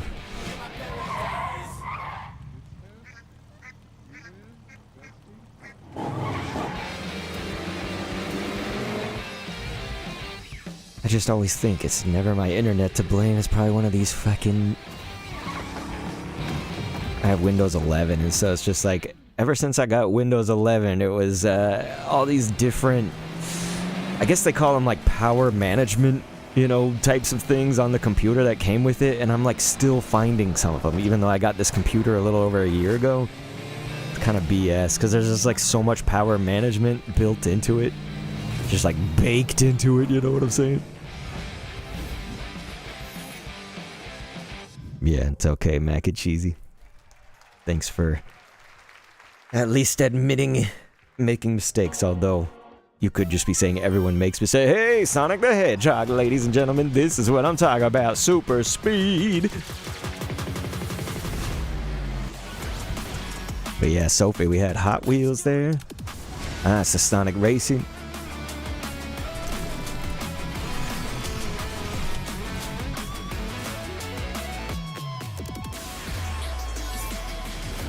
This is year 2. Godzilla! Yeah, they had Sonic Rumble do a collaboration with Godzilla, so does that mean they'll also do like the... I was gonna say, are they gonna do like the Care Bears or something like that, like they did on Sonic Rumble? We've got a new indie game. Wait, whoa? Sonic Pico Park? Play with friends, play with not friends? Dude. Man, that's gonna be crazy. Banana Log says medium. Do you guys feel medium? Happy anniversary, Sonic, and happy birthday, Sega. All right, now the world premiere of a project that depicts the entire story of a famous anime from beginning to end. Dedicate your heart to this. Oh yeah, Banana Log, they did an awesome Godzilla one on Sonic Rumble. It was so cool. Holy Attack on Titan. Is that what we're looking at? Corley said hi. I just woke. I guess I just woke up from a nap. Man, Corley, that's awesome. I need a nap. I need a nap. Kill them all. What are we looking at here, you guys? Attack on Titan? Never watched Attack on Titan, though.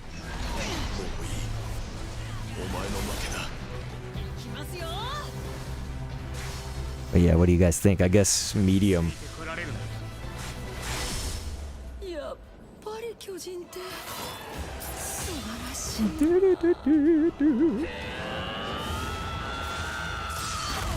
That's what I'm wondering. Sophie could be.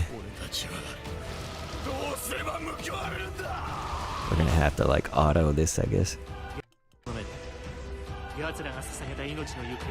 Well, didn't help us too much.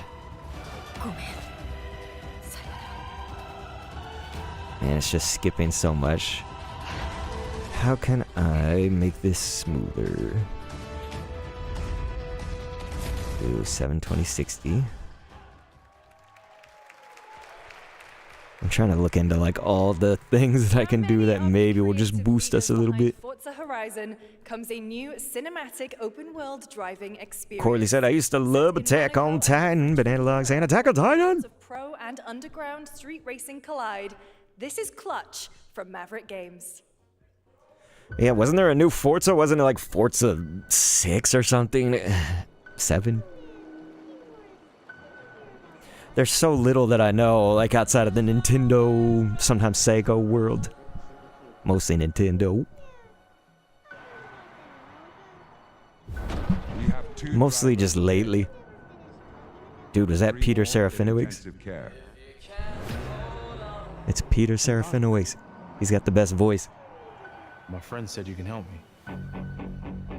Some people are meant to be outlaws, Theo. Think about it. Oh, really? You guys, I'm meant to be an outlaw, to be honest. I just got my e-bike, so I'm going just about as fast as them. Oh, you guys, Corley said, when are they announcing new Elder Scrolls 6 news? Do we have a confirmation of that, Corley? Like, is that coming? Or are we just, like, doing copium right now and hopium?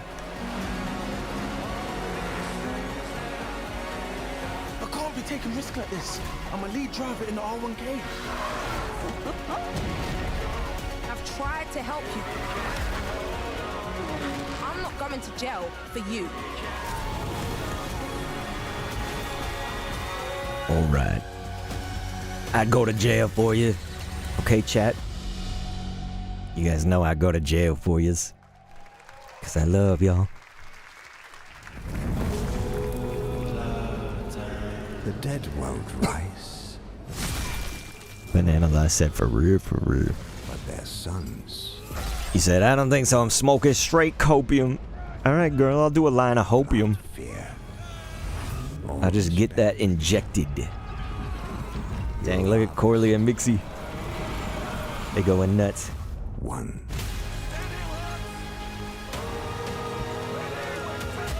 Yeah, Kellen Griffin has been plenty of horror and plenty of racing. I want to thank you so much for that. That would be Phony Macaroni gifting us the jewels. Thank you so much for the laughing disco. I so appreciate it. Thank you, thank you, thank you, you guys. That stuff helps. I'm telling you, that stuff helps a lot. But yes, welcome on in. If anybody's just now joining us, we were playing Tomodachi a little bit more closely earlier, but now we're mostly trying to watch the Game Awards, but still keeping the island here on Tomodachi, just so we can all see what's happening.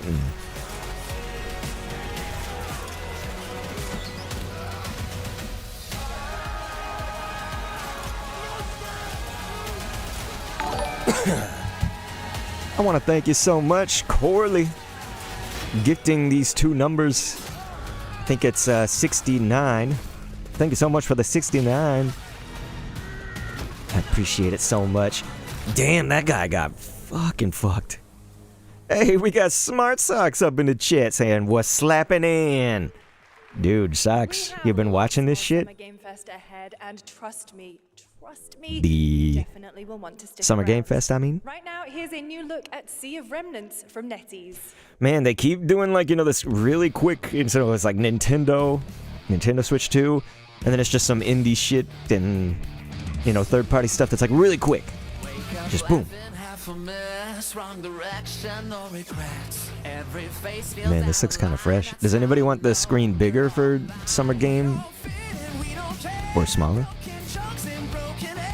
Ah, okay, Socks just got off work, okay. Oh yeah, man, take a load off. Can I get you a beer? Yeah, he says so darn tired. Same here, man. We gotta do like Corley and take a nap. Yeah, it's good to have you guys. I hope you don't mind. We're just very chill. We're mostly just paying attention to Summer Game. But y'all let me know if you want something in Tomodachi. Yeah, Corley, the art is crazy. This little song is dope too. They've had some dope like songs that slap. I can't figure out why I've been dropping frames so much other than I'm just kind of pushing the computer, but it's like, you know, it's a relatively new computer. It's only a little over a year old. There's just all this crap built into it, like power saving and shit like that I feel like wrecks it. Because I have Google Fiber, so I mean my internet is good. It's the 2 gig. Forgive me, guys. I'm looking in the task manager, seeing if something's running that just shouldn't be.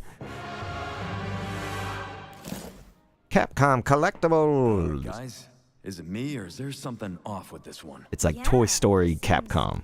Different? Has he always had that mustache? He doesn't have. Yeah, you know, that's interesting, Corley, because so much of this has been like the very photorealistic games, you know, very, very good graphics and stuff like that. And so, yeah, I mean, sorry, I'm listening to this now. I know what this is. It's called a knockoff. Okay, Smart Socks, let's get that. Here, I'll try to finish that thought after this. Yikes. The Capcom Summer Game Sale is here. Take home genuine bonus. But yeah, they, authentic, real. you said everyone is probably on the stream causing it to lag. It could be, but it was like on YouTube, it was like absolutely like buffering, and it was like shocking, to be honest. Representing the I think we gotta buy the cheeseburger. Society, Mr. Well, what I was gonna say was just that so many of the games, photorealism, etc., and that's why, like, you know, when they had like Cuphead come on, there's like a new Cuphead game coming. There's 2 new Cuphead games actually, but I was gonna say they also did, like, for instance, the Among Us. There's like the Among Us new game is coming out, and the animated series. They just teased that briefly. So, you know, not all of them have been these like really good graphics, photorealism, but damn, so many have. Alright, here we go. We do have a cheeseburger. Let's just buy another one. Wait a second! Did I miss something with Power World? I didn't miss Power World, did I, you guys? It's Power fucking World! Oh my god! Is this the 1.0 version, the full Power World? Please, please, please, please. Oh my titties. You guys! I want to play this so bad. I want to play Power World right fucking now. Dude, I love this game. Oh my god. Oh, it's so beautiful. I love Power World. The trading card game is coming in just like, what, 2 months or a month? Damn, there's all these new pals. Look at this. That's a new one. She's riding Jet Dragon, but... Oh, what the shit? So you could use the pal as like a sword. That's probably the ability when you hold on to it. Dude, this is so nuts. Oh my god, this is awesome. Tyrantris. Please, give us a release date, please. Are they gonna tell me when? Can we go to the tree finally? Is it gonna be the tree? Yep, there's the tree. The tree of life. What? July 10th, ladies and gentlemen. I will be all over that like dick on tits. You guys. Coming out on July 10th. Yeah, Smart Socks. Anytime you see me hopping on a Gmod, I'm with my son. I'm not crazy about Gary's mod. Like, it's okay. Dang it, I should be listening. Next game. Oh, okay. That last category. Yeah, I mean, Gmod is fun with him. It's just, I know that I have to give like an Oscar-worthy performance every time I get on. Because I start doing all these voices and whatnot for my son and like making him laugh. Homicide. 6 total so far. All right, Corley, are we looking at a good art style? Yeah, Corley, that spider one is taranturous. It is cute. It's an awesome pal. People are dying. One of the semi-newer, but when I say newer, it's like fucking, at this point now, it's like old.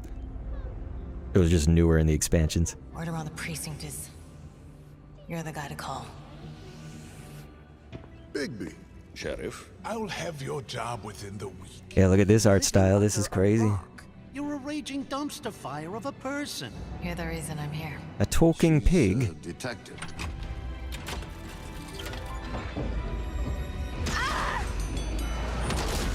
This cel-shaded style's fresh, you guys.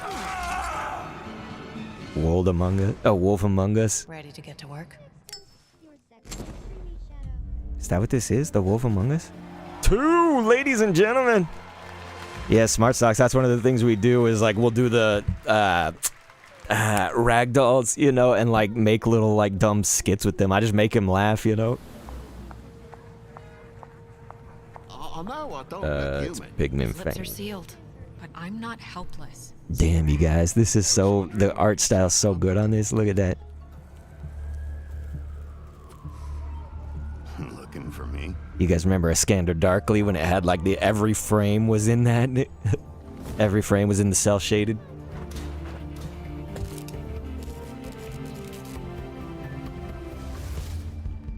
Man, oh dude, for real, Banana Log, I'm so happy. That's right, Big. You said you and your siblings are freaking out. And as we wait for his new adventure in 2027, check out The Wolf Among Us remastered this holiday. Now, this next game comes from an acclaimed studio that is deep into development on its next project. Yeah, Corley, that was fresh, wasn't it? But you need big beat, biblically. Yeah, this is definitely how most of the games have been looking. This looks kind of cyberpunk as well.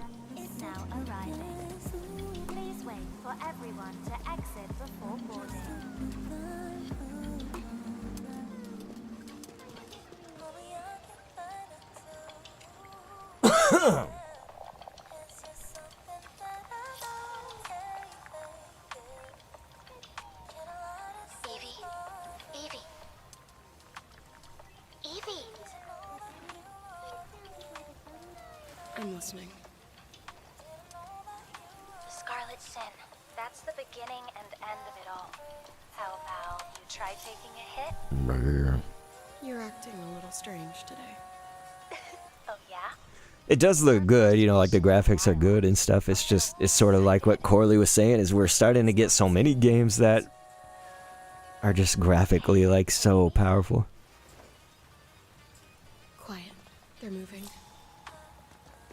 Initiating C3 sync. Ready, Angel. Roger, Kenna. Tracking. 출입문 닫습니다. Doors closing.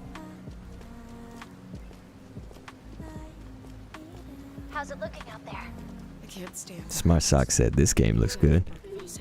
Yeah, we gotta see what's up. It's sort of this like This is always where things go wrong. Hey. Well, just saying. even more post-apocalyptic cyberpunk. The target stopped. Hearken! The pulse rain shall cease! Oh, Jesus. What in the... They got healthcare in this world? Oh, fuck.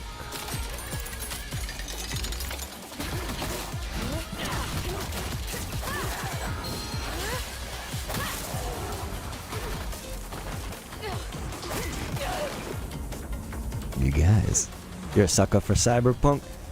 I ain't never played the game. I wonder if I would have fun.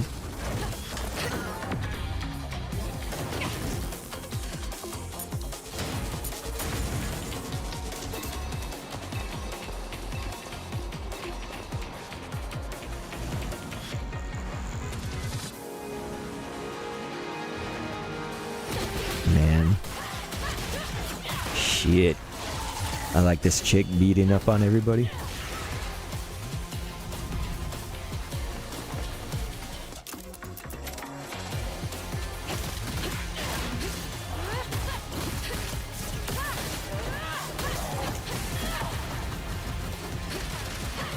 You guys, Jeff Keighley tweeted, he's like, today's final announcement at Summer Game Fest will be a single-player narrative game. Thanks for the feedback. I don't know. I guess people's feedback was all this multiplayer shit or something. About 48 minutes ago, he tweeted, how's the show so far for you? Lots more ahead, just halfway. So yeah, I mean, that's the thing, is he was moving kind of fast, like at the beginning of it. That was a good one. Shift Up is returning to the world of Stellar Blade with an all-new sequel. Okay, Stellar Blade. Entirely by the original team that's Yeah, I wasn't paying attention. Set in the same universe as Stellar Blade, this next chapter. Dude, Banana Log, that's awesome, man. Beyond the events of the first game, introducing a new protagonist who you saw there, Evie. It's early in development, and we'll have more to share in the future. All right, we're almost done. Really? But not quite. It's been almost exactly 3 years since Street Fighter 6 was released in June 2023. Man, Street Fighter, they're gonna talk about the movie? This is Street Fighter 6 Year 4. Street Fighter 6 Year 4? Dude, like fucking A. Street Fighter 6 is already entering Year 4, but I can sense that we already have new challengers on the horizon. Smart Socks, you wanna hop on that Stellar Blade? What if it was like multiplayer, like we could go play it? That would be so fresh. You and me just creating havoc.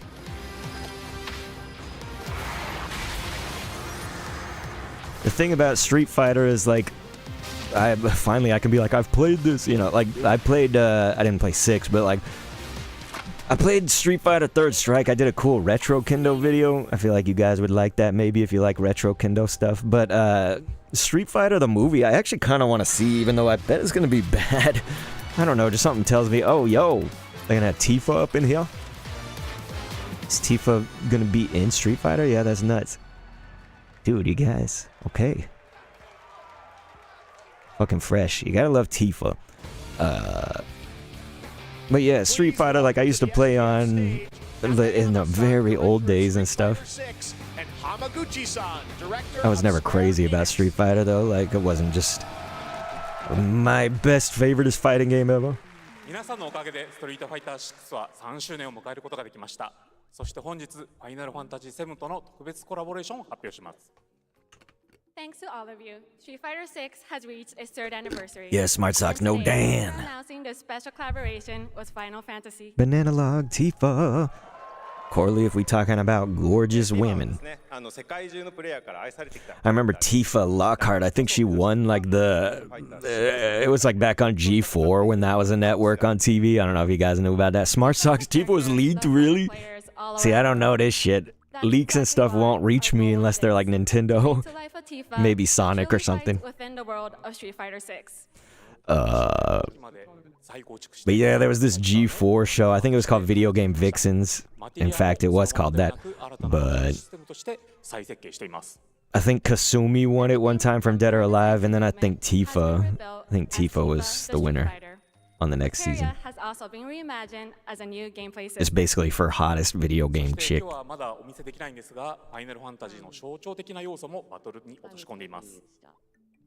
We cannot show it today, but we adapted an iconic Final Fantasy element to the battle experience. ティファの戦いはまだまだ終わりません。ぜひこれからの展開にも期待してください。Tifa's fight is far from over. We hope you all look forward to what's coming next. ありがとうございます。ありがとうございます。Yo. Man, we're saying my son is the VIP. He says his mom is. So no one likes me best. Join us for that special moment on stage. And we'll see you guys again later this year. All right. Well, now it has come time for our final announcement. Okay. Final announcement? What's it going to be, guys? Any guesses? No. And frankly, I don't know what I could say to set this moment up. All right, you guys, I'm going to make this bigger because it's the final one. Get ready for the final battle. The final battle. Long ago, a shadow fell upon our planet. Captured on PC, so Nintendo is not announcing anything like first party. Then Through reunion, by his will, a star fell. A meteor called forth to bring ruin to all. Sephiroth is right there, shaking my head. Barrett Wallace is hot as damn, smart sacks. Awakening the Barrett supremacy. To stand against this celestial threat. Now, hope endures in those who fight. Man, so it's just gonna be that Final Fantasy VII, like, has been for a while. For the 20th time. Waiting for? Let's give Sephiroth the beating of a lifetime. The beating of a lifetime.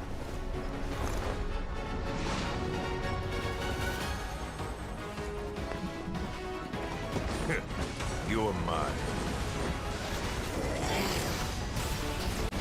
I'll make this quick. Let's talk about Summer Game Fest in Tomodachi. Sky's the limit. I can do this. I'll make you proud. Corley said, bruh, give me the Elder Scrolls 6 now, please. Oh my, is that a weapon I see? Far as I can tell, these things don't distinguish between friend and foe. Save the planet by killing her protectors.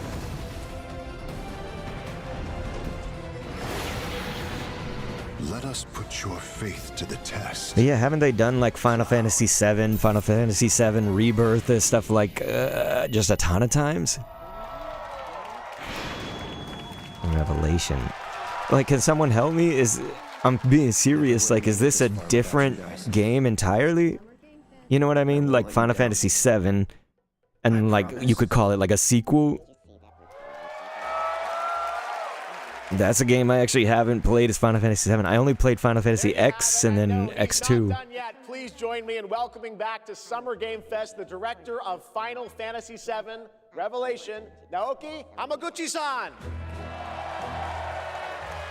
That Sox is saying, I love Final Fantasy. That's Super A's like no one cares about Final Fantasy, but yet Banana Log and Sox are like screaming about it. Like, let's fucking go. Okay, so you're saying Final Fantasy VII was part 1, Rebirth's part 2, this is part 3. Okay, okay. That's good for me to know. I probably should have looked it up or something. Yeah, Corley's like, Super A, don't say shit like that. I know, man, that's whack. I'm truly delighted to unveil Final Fantasy VII Revelation, which is launching simultaneously on all platforms. Switch 2. Smart Stock said, kind of like how the original Final Fantasy was on 3 discs because of how big the game was. Yeah, I used to, like, I kind of loved that shit. It's obviously annoying when you're, like, going through, like, a retro collection. For instance, there's that game Chrono Cross. They had that on 2 discs, and it was like, what if your first disc was scratched AF, and then your second disc was clean? It was like, damn it. You know, like, or the other way around, you know, the second disc is all fucked up. そして私自身もこのシリーズを完結させるという決意を胸にこの作品と向き合ってきました。I too have carried a promise in my heart throughout this journey, the resolve to see the series through to its very end. Yeah, Banana Log, we should do that. Both of us should. There's so much shit where I'm like, okay, I haven't played this. Maybe I should play this for you guys. See what y'all do on stream if I play these games. Beyond that resolve. Since I'm always doing just Nintendo. To help guide us on our path, please show me and welcome to the stage the voice of Vincent Valentine, Matt Mercer. Damn, Matt Mercer's there. That's crazy. That's kind of awesome. Make that bigger. Check out Matty. Thank you very much, Hamaguchi-san. It's truly a privilege to be here with you today, if you know me. There's honestly so much to see in Revelation. I think we just kind of need to dive right in. What do you say? Let's do it.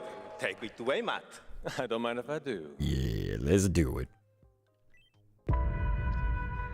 As we reunite with our heroes, the meteor looms in the skies above. Yeah, Corlius, Matt Moise. Of your mission. Moise. The grave threats you'll confront as you embark upon your journey and face the epic conclusion of the remake series. He's got a good voice. Aboard the Highwind, your very own airship, and the pride of the Shinra fleet, you'll take to the skies and witness our most expansive open world yet. From the outskirts of Midgard to the Man, dude, we need to make this like full screen, I feel like. Nation of Wutai. This looks Simply fucking pick a dope. direction and set sail. But how can you be expected to protect the whole world at once? You'll need to cover ground fast. I am not jumping. No way, no how. Don't worry. These parachutes are top of the line. Pull the cord and pop. You'll be floating through the air like a feather. Flowing through the air like a felon. The open world. Simply pilot the Highwind to your destination and take a leap of faith. With the wind rushing past, you'll descend seamlessly from the sky above to the ground below. Where will the winds guide you getting first? so much frame That skippage. freedom is in your hands. But no matter your destination, to defeat your enemy, you'll need a fighting chance. And that starts with your trusted allies. At long last, with the world teetering on a blade's edge, everyone assembles at Cloud's side, forming an epic ensemble of heroes, each with their own story that brings you closer together than ever. But a good unit needs more than friendship to save the day. It needs a disciplined combat regimen. The hybrid battle system, established in Remake and refined in Rebirth, is perfected. Yeah, Shambler, I was trying to figure out the frame rate, man. I think it's... No, it's definitely not the game itself. It's just the streams. Between party members to even the odds. Because I think I'm like pushing my computer For strategy, enter to the max. to unleash a suite of powerful new spells and abilities. Activate devastating synergies with your companions. And of course, call on mighty summoned entities that can turn the tide of battle. Oh, really? Smart Socks, you're saying the only part that you didn't like about Final Fantasy VII Rebirth was it changed the original story? I didn't know that, dude, because I just was so outside of Final Fantasy VII, but I feel like I need to be on it. Summoning Ifrit never gets Gotta get on it. Shambler said, pushing it to the limit. Chill-inducing fights ahead. After they talk, I'm so excited to see give you, all of your reactions. It's gonna be amazing. give you my thoughts. You have a favorite character to play in battles? I might be a little biased, but and since you brought it up, let's have a look at our newest coffin-dwelling companion, Vincent Valentine. See, his voice is fresh, but my computer is just, I only got it like in 2024, so it's not that old. But I feel like with Windows 11, it just had all this shit built into it that was like trying to do power saving. And so I feel like it'll, when the power is like being pushed to the max, among all these different tasks. Tremendous power while transformed. And when combined with the skills of a certain ace fresh. pilot, Through all these different tasks, it'll like take the priority away from different tasks and whatnot. So I tried to like optimize all the tasks that I like the most. Sid Highwind, the cantankerous pilot It's whack. extraordinaire, joins the party and their mission to defeat Sephiroth. Sid's command of his lance allows him to rapidly close the distance. But I mean, it could certainly be the stream for everyone. I don't know if you guys are actually able to watch it like cleanly, or if this is happening to everybody. With a weapon only gets you so far. I wouldn't think so, though. I think it's just something about my computer. For size. Function Integrated Tactical Suitwear, or the FIT system for short, allows you to further customize your playstyle with new uniforms imbued with unique movesets. Alongside your equipment and materia, Fitz Yeah, gives you an Vincent extra Valentine's edge dope banana log. Face what's coming. You'll need all the sensing its fate hanging in the balance. The planet Where's Barrett the Goat Wallace? Wasn't he up there earlier? The weapons, ancient beasts that are larger than life and capable of untold destruction. Will you be enough to stop them before it's too late? As the world is torn apart, you and your friends must unite. In Revelation, we come to the thrilling conclusion of the Final Fantasy VII saga, and your mission is clear. Take up your Buster Sword, equip your materia, and stand together. One last time. Could see if like moving the stream chat thing. So that chat is going nuts.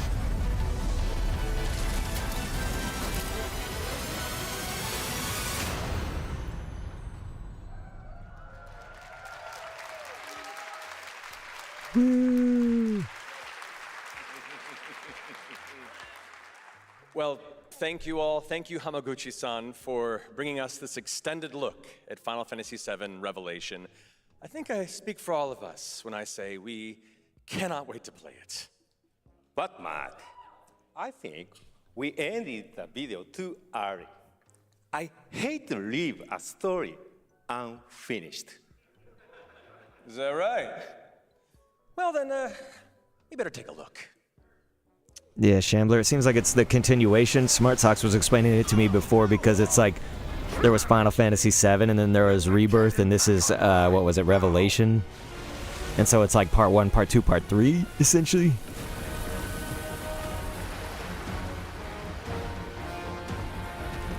It does look fresh. And I guess it's going to Switch 2 because they were putting Final Fantasy VII on Switch 2 and then... Man, this is crazy. I am enthralled in this.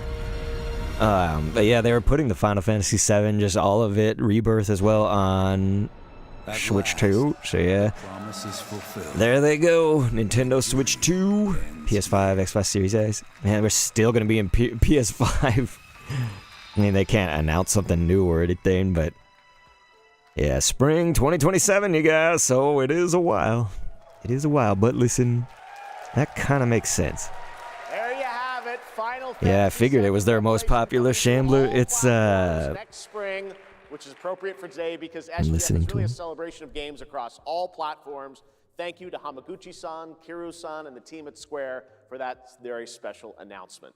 And thanks to Lucy for a great job coaching. Didn't she do great? Woo, no more Jeff, just keep Lucy. Thanks, Jeff. What an amazing way to end the show. But I don't know, man. I got a story about Jeff Keighley when this is over. Look at many new independent game titles, including multiple new game announcements. That's right. Tons of awesome indie games, so make sure to stay tuned and watch that. And we will see you live this August in Germany for Gamescom Opening Night Live, streaming live on Tuesday, August 25th. Until then, have a great summer, everybody. Thank you, Jeff. What starts now? Something else starts now, but... So you guys, that was... Definitely, if you're like Nintendo, it was underwhelming for them just because they didn't bring any first-party shit, but... You know, I don't know what we expected. I think we did expect some kind of thing because, like, everybody on Twitter and stuff, they're like, Nintendo's gonna be there. It's gonna be huge and whatnot, but really, it was just kind of a... More so a confirmation of certain games that are third-party that are coming to Nintendo, Switch 2. But, you know, in general, nothing really that... Okay, Day of the Devs is coming up next. Okay. So we could probably close that out, you guys. But what I was going to say is, essentially, you know, Jeff Keighley... It's like a weird catch-22, you could say, just because Jeff Keighley, I think, is, like...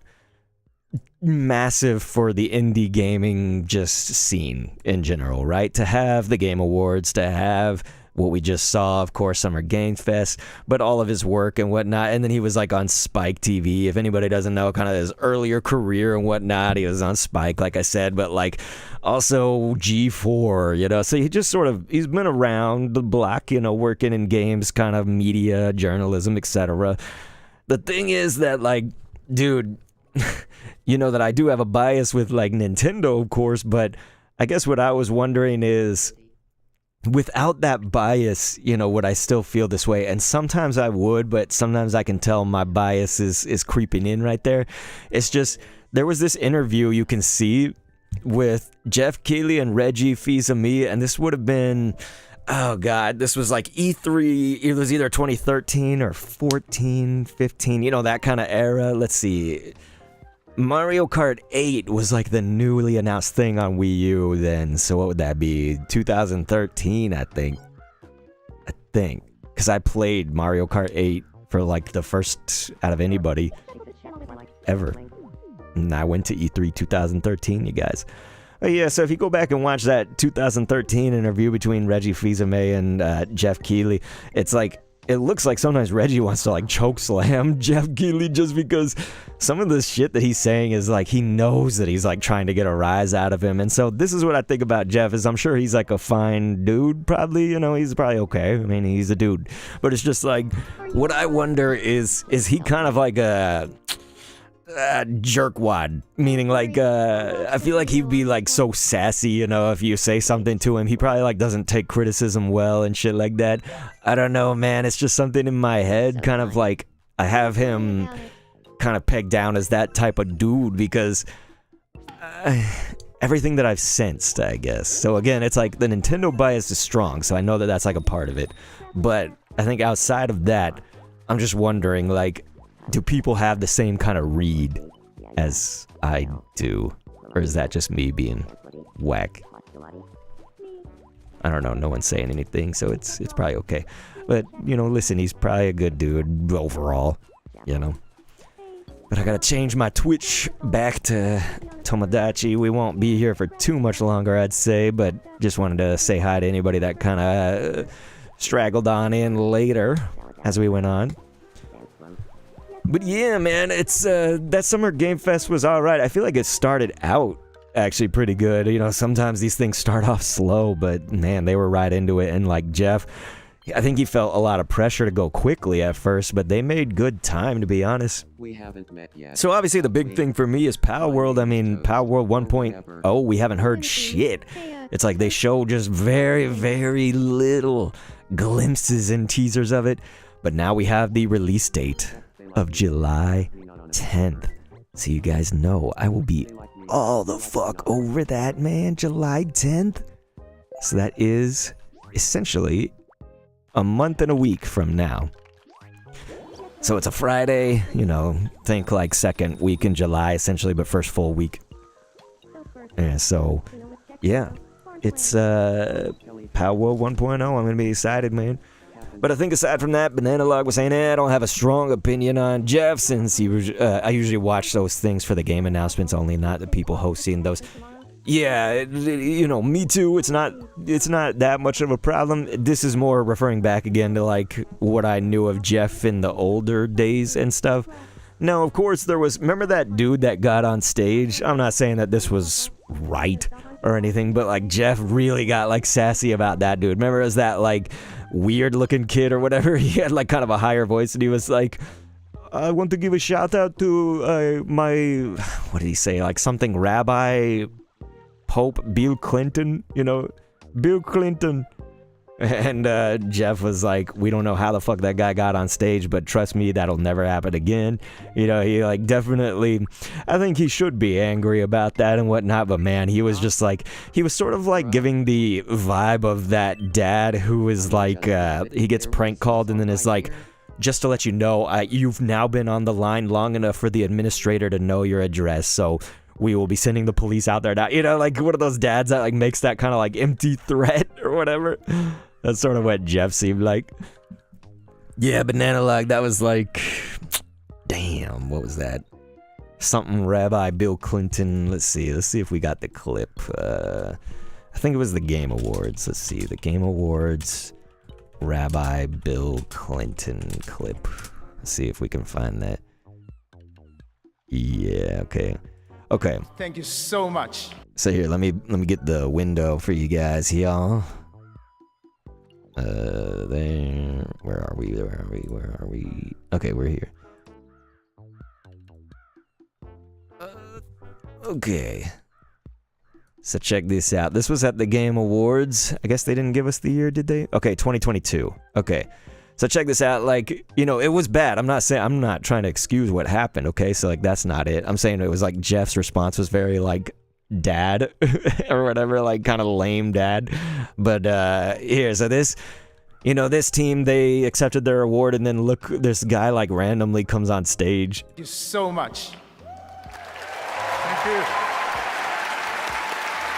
This guy right here. Hey, Matan. You know, real quick, I want to thank everybody and say that I think I want to nominate this award to my Reformed Orthodox Rabbi Bill Clinton. Thank you, everybody. My Reformed Orthodox Rabbi Bill Clinton? Like, it was so random, you know what I mean? Like, that guy wasn't supposed to be there, right? So, like, essentially, if you didn't catch what happened, is like, as this clip right here, so there's the dude back there. He, like, wasn't supposed to be there. So, like, what? I don't understand. I guess these 4 guys here thought, like, he was the next, like, transition in the show, right? Like, the show was going to transition to something else, and that guy was going to do it. So he just, like, gets on stage and is like, my Orthodox Rabbi Bill Clinton. I want to thank everybody and say that I think I want to nominate this award to my Reformed Orthodox Rabbi Bill Clinton. Thank you, everybody. So, yeah, it was just fucking random. Let's see what these comments say. It's like, they're gonna be so, like, goofy. Let's see. To this day, it's still insane. Like, how the fuck did he keep a straight face up there? Yeah, balls to sneak up on a stage for this. Well, people are liking it. They're like, this is so funny, dude.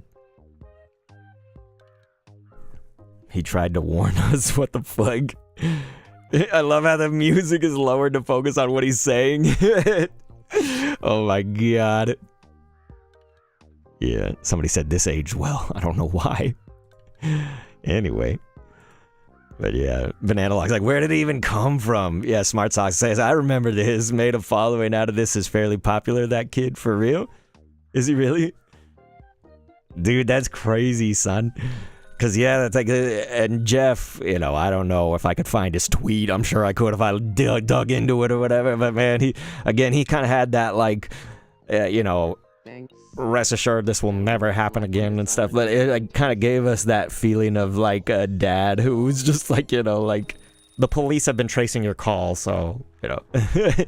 But it seems very Jeff Keighley, like he's, again, like, you know, that shit shouldn't have happened. So I'm not trying to, like, excuse that some dude snuck on stage and said some shit. That could go even wrong, like, way more wrong than it did, you know. So that's not the, like, thing here to excuse that.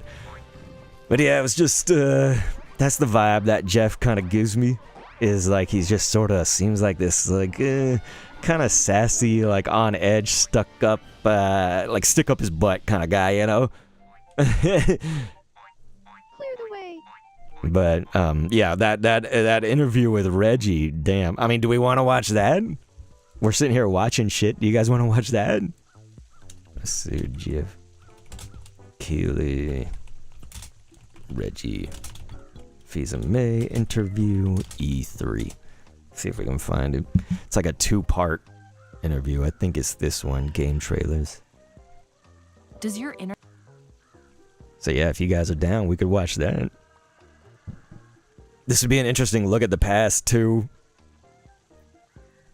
They talk about like Mario 3D World and stuff. So let's see here. We're gonna need to adjust again the cropping.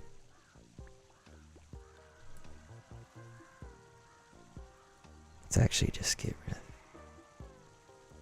We could go full screen, but I have y'all's chat somewhere where I need it, so I didn't want to do that. Yeah, if anybody wants to see this. Alright. So essentially, okay, so here we are. Put the context of this, that this is E3 2013, and Dr. Kendo was there. Okay, that's not really the main context, but Dr. Kendo was there. Nintendo, this is the Wii U era, right? So we're about a year into the Wii U, and ultimately, it is true that, like, I think the Wii U, you know, had a tough time. Well, overall, yeah, but I'm just saying, like, but I think 2013 and 14 and 15, like, they were actually decent because I feel like Nintendo was, like, starting to pick it back up, but 2013 started, so the first half of 2013 was kind of not as good, right? And again, like, we know that the Wii U, like, failed or whatever, so I'm not saying something as the Wii U as a whole, but that's the context, okay? So here we go. Me and Reggie back together again. Reggie, you had your Nintendo Direct this morning with a lot of Nintendo Hopefully you guys can news, hear it. But no press conference. Different strategy. First of all, explain to us, why did you want to approach E3 in this way? Well, What we wanted to do was to focus on the games. So yeah, this was the first year Nintendo didn't do like a press conference presentation. Get that out there, let our fans know exactly what's going on.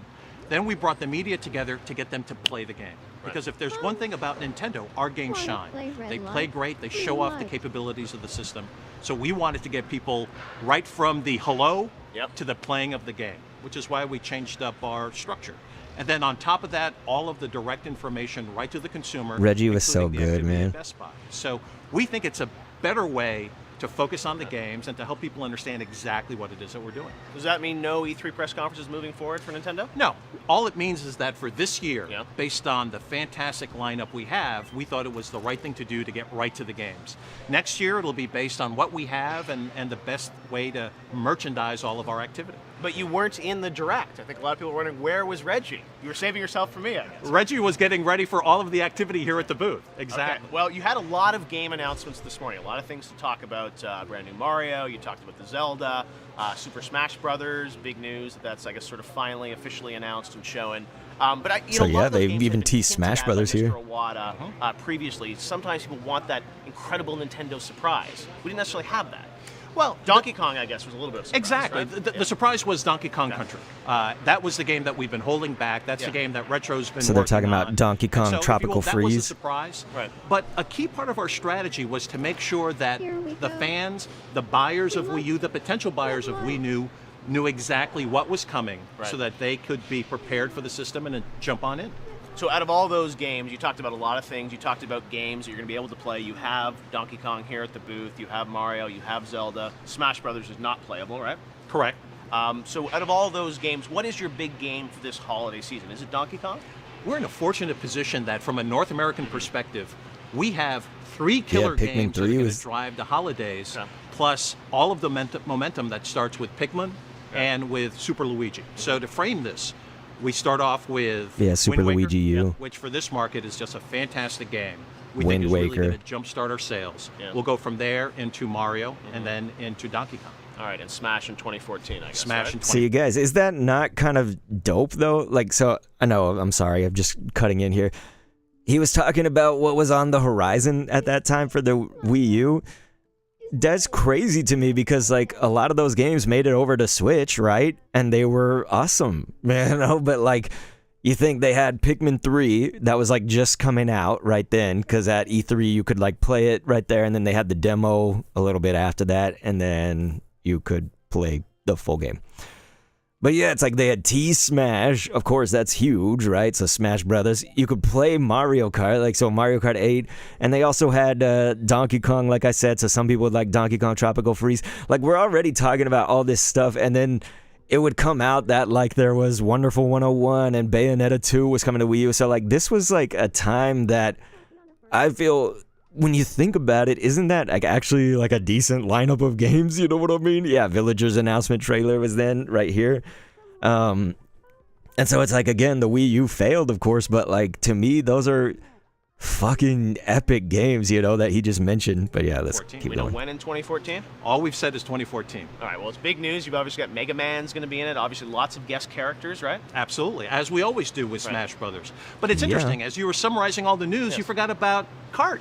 Yeah. Kart will be there as well. Yeah, Jeff is sitting there trying to say, like, you guys are, like, kind of weak. But, dude, it was Mario Kart fucking 8, which went onto the Switch to be the best seller, you know? Like, that's crazy. That's 2014, though, right? That is spring of 2014, and it's also playable here at the booth. Yeah, I played it for the first time at the booth. Exciting. And Kart's going to be one of the 4 games that'll be featured at Best Buy. Okay. So it's a lot of great information for our fans and really all of the motivation they need to go buy the system. All right, but Smash, are we not? Yeah, a new Super Mario Brothers 3D World. Look at that, playing in the background. I also played that there at the booth. Like, dude, come on. Like, the lineup is crazy, and half of this or more came to the Switch. We sort of saw there in the press conference. Well, you know. Sophie's saying, so what are we talking about? So, Sophie, that's not this. This is Jeff Keighley right here. He was the host that we just saw on Summer Game Fest, right? And he hosts the Game Awards, and I was saying, like, I'm sure Jeff Keighley is like a good guy in general, you know, and he's like his doings, I guess, his work has like helped the indie game scene, I'm sure, and so like I think indie game developers like him and whatnot. So I'm sure he's okay, but I was saying he seems like a dude with like a stick up his butt. You know, it's just something about him is like kind of this like sassy, he like is too serious about shit and whatnot. And so I referenced an interview between him and Reggie Fils-Aimé, which is the other man here in the interview. And for those, I'm sure most of y'all know this, but this is Reggie. Reggie was, you know, the king at Nintendo of America. So he was the president and COO for Nintendo of America. The CEO of Nintendo of America, interestingly enough, is usually not held by like an American. But as this interview goes on, you're going to see it's a two-parter, so we're watching part 1 and reacting to it. This is E3 of 2013. This interview, it gets crazy because it's like, we just talked about all these dope, you know, so Sophie, when you said what are we talking about, I was talking about the lineup that he had like just announced for everything for Wii U, and like all that came to the Switch practically, if not every game, at least like 70% of those games came to the Switch and sold phenomenally. You know what I mean? So it's like, he was talking about amazing games, yet Jeff was saying like how weak the lineup was and stuff, but it's like, dude, it must have been because like this was the year that Sony announced the new system in Xbox as well. Like, I don't know, man. But yeah, so you're going to see as the interview goes on though, like Reggie at one point almost seems like he's going to like choke slam Jeff. And letting fans know exactly what's going on with that game, but you know, based on when this is airing, we've got more news. You're checking all the boxes, right, Reggie? Well, let's talk about, you know, you said you were in a fortunate position with a lot of great first-party titles. One area of the Direct that was kind of weak was third-party games that are coming to the Wii U. You had a couple games from Ubisoft, a couple from Warner Brothers, but, you know, I have a lot of fans out there that say, hey, I mean, the third parties have abandoned Wii U. What's your response? Well, it's not true. And the fact of the matter is, if you go down the list, so Activision, Disney, Warner Brothers, Ubi, all are creating content for the platform. You know, all of this buzz has started with some of the comments that EA has made. Right. They've come back and clarified those comments that they do have games in development. There's just nothing that is coming out right now and in the next few months. So there is content being created by third party for the system. But not nearly, I think, as much as we saw at launch. And you look, you talk to sports gamers, they say, hey, Madden's not coming. 2K Sports announced that NBA 2K is not coming. I mean, there are a lot of genres now that you're not fulfilling this year on the Wii U. You know, from our perspective, as a first-party publisher, as a console manufacturer, our job is to drive the install base, to reach out to a broad range of different consumers, to create an environment for third-party publishers to jump in. Right. And that's what we're looking to do. So in some ways, did you feel like, you know, you got a lot of third parties on board for launch, and then I think people were you were probably disappointed with the sales. Some third parties, you think, are they fairly sort of dialing back now until Nintendo can rev the engine again? Yeah, I think what third parties are doing is, first, a number of third parties are bringing content. Right. And then, absolutely, they want to see us drive the install base, which is what we're doing with all of these great franchises that we've announced. So let's talk about the state of... So we still haven't gotten to chokeslam part, of course, because we're 5 minutes into a 9-minute video here, and then there's a part 2, and the part 2 is where he kind of like seems like he might chokeslam him, but I'll just tell you, it's like, of course, as a Nintendo defender, you know, I was like, yo, what the fuck is he talking about? You know, like, and I think that it is true, like, third party was tough for the Wii U, right? But that's to be understood, of course, just because from a third party perspective, as a developer or whatever, you need to make sure that the ROI is there, right? The return on your investment is going to be that you're where the people are playing games, right? And so, like, Switch, you know, was where people started playing, but Wii U, you know, didn't have a big install base. And so it was crazy because Nintendo was doing their part here, right? You know, they were making a good install base to try to bring in new players. And it did to a certain degree, but we all know what happened with the Wii U because we now have a crystal ball to know what happened in the future, right? So we're like stepping into the past and knowing what happened, which is, you know, a different perspective to be in than when we were there in the present in 2013. Wii U, I mean, you've been at Nintendo for a number of years. Tell me about, I mean, the past 6 months for you, kind of personally as Reggie being, you know, the head of Nintendo of America here. How has it felt to you? I mean, have you been disappointed? Have you been sad? I mean, how are you feeling? Have I been sad? Have you ever known me to be sad? I don't know. You know, when you're back in your office, Reggie, playing with your little dolls, you never know. No. Look. So you saw how serious he got right there. Like, you know, this, look, most replayed moment in the video. It's still not completely out of line because, like, essentially, you know, Reggie and Jeff did have a relationship of, like, you know, being able to, I guess, press each other, meaning like they could kind of push hard on some of these questions. Jeff could, you know, push hard on some of them. Ultimately, like, that's not completely out of line, but it is like kind of that first sign of really just sort of like poking him a little bit. You know, he's like, aren't you sad about the performance of the Wii U? And he's like, when you're in there playing with your little dolls, you know? So look at this. A number of years. Tell me about, I mean, the past 6 months for you, kind of personally as Reggie being, you know, the head of Nintendo of America here. How has it felt to you? I mean, have you been disappointed? Have you been sad? I mean, how are you feeling? Have I been sad? Have you ever known me to be sad? I don't know. You know, So look at Reggie's face. Watch, he's smiling. Your little dolls. You never know. And then look how serious he got. Boom. He got so serious so fast. You know, he's just like, no. You know. Fantastic launch of Wii U. Yes. And sales through the holidays were very strong. And then, unfortunately, from a first-party perspective, the launch of key titles slowed down. And guess what? When there isn't a range of content, the consumer waits to see what's coming and what they want to buy to drive that hardware install base. That's why it's our responsibility to drive that pace of software. So what have I been doing? We've been gearing up to have that great pace of software. Game & Wario and all the activity behind that. Yeah, Game & Wario, Wonderful 101. Luigi, Wonderful 101, all of these great games are coming. So you have all those games coming out, you know, later this year. One thing I noticed in the Direct is there wasn't a lot of time spent talking about the gamepad and how that's going to use. I mean, I don't think it was even shown in the Direct, really. It was a lot about footage of games. Is Nintendo sort of moving away from the idea of the gamepad as being a key part of the story? Absolutely not, right? So what we did in the Direct was to highlight all of the games that are coming, to let the consumers see how beautiful they're going to play.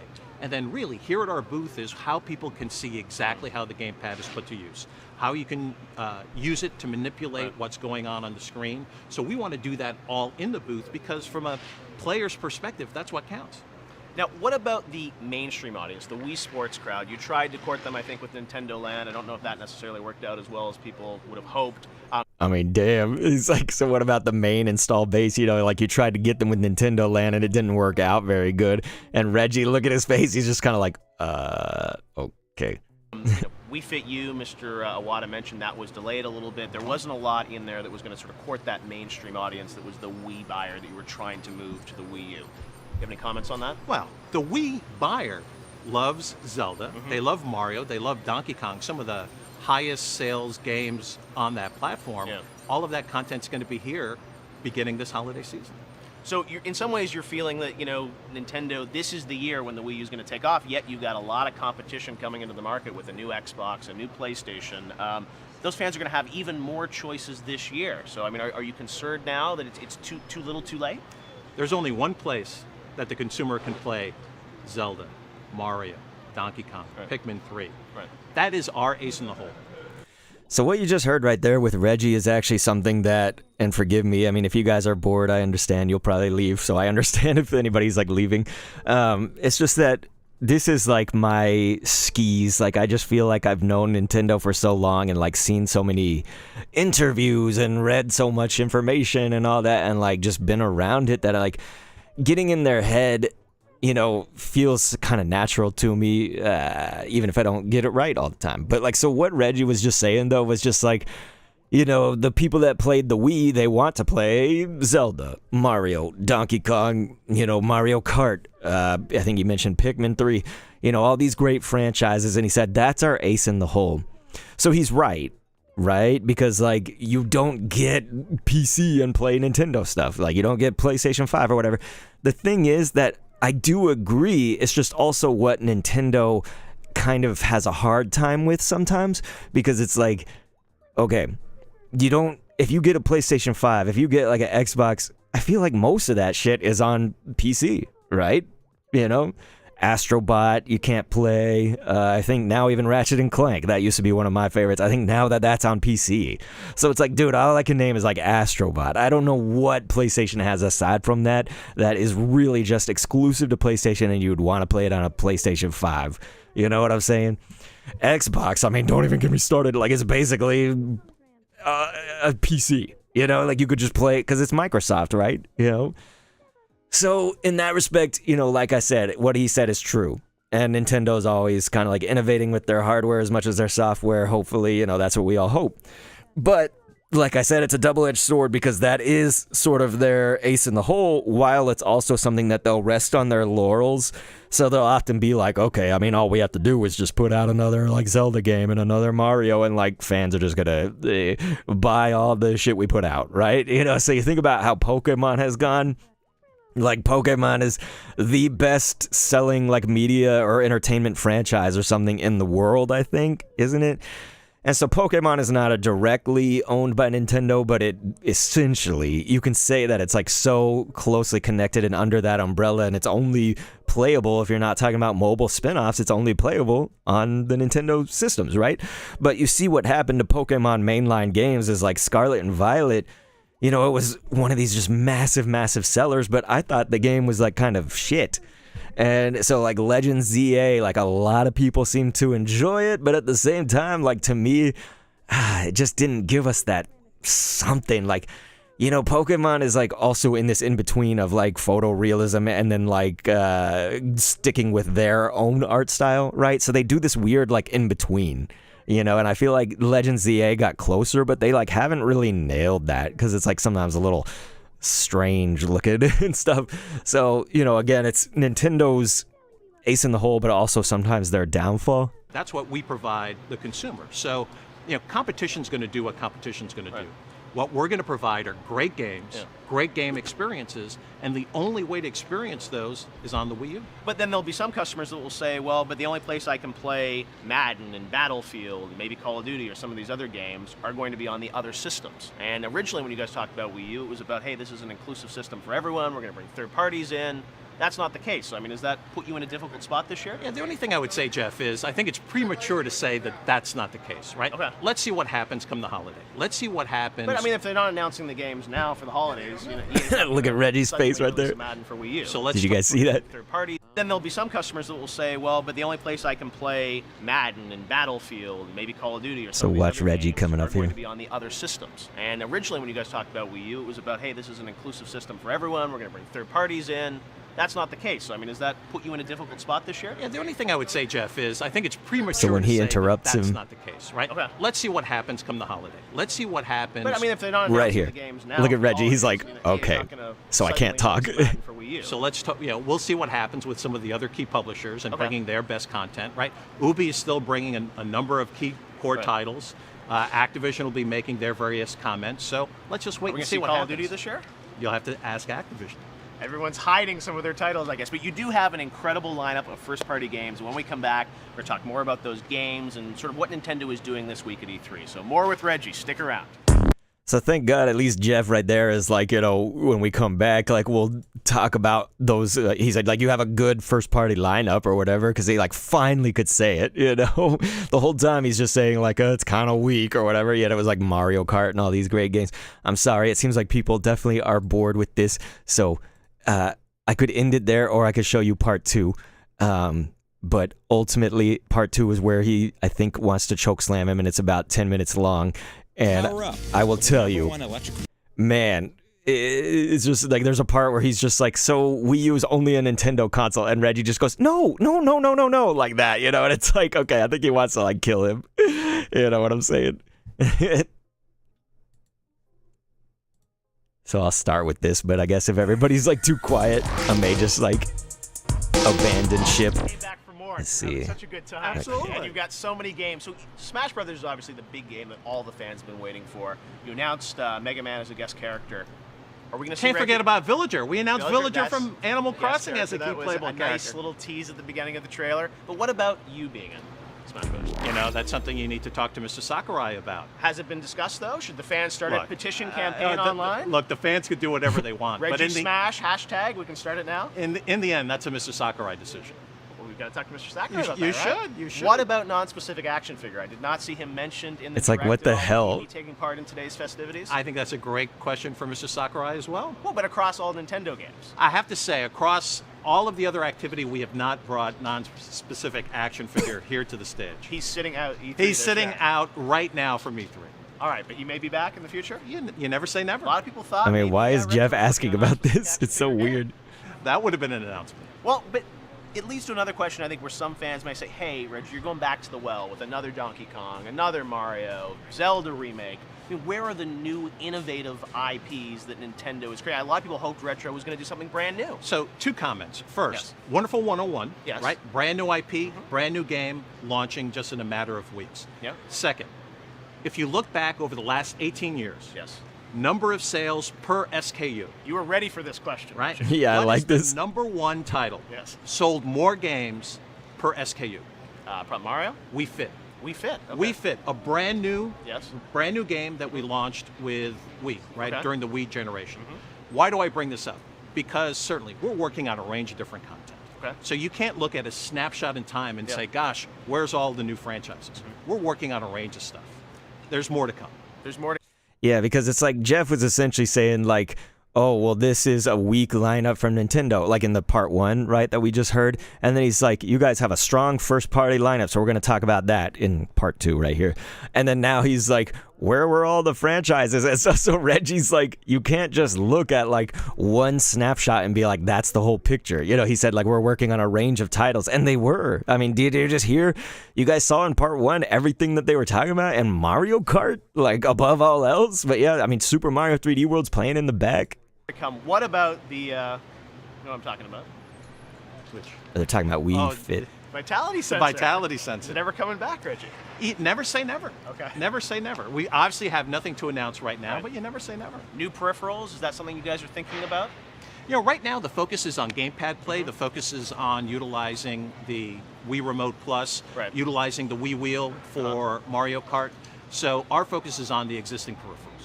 Now let's talk about the fans that, you know, have already bought a Wii U and may feel like, hey, you know, I haven't had a lot of games. It sounds like you're admitting that, you know, Nintendo's been a little slow on the uptake with new games. There were a number of games that we wanted to launch in the first half of the year. Right. That by getting them more polished, they've slipped a little bit.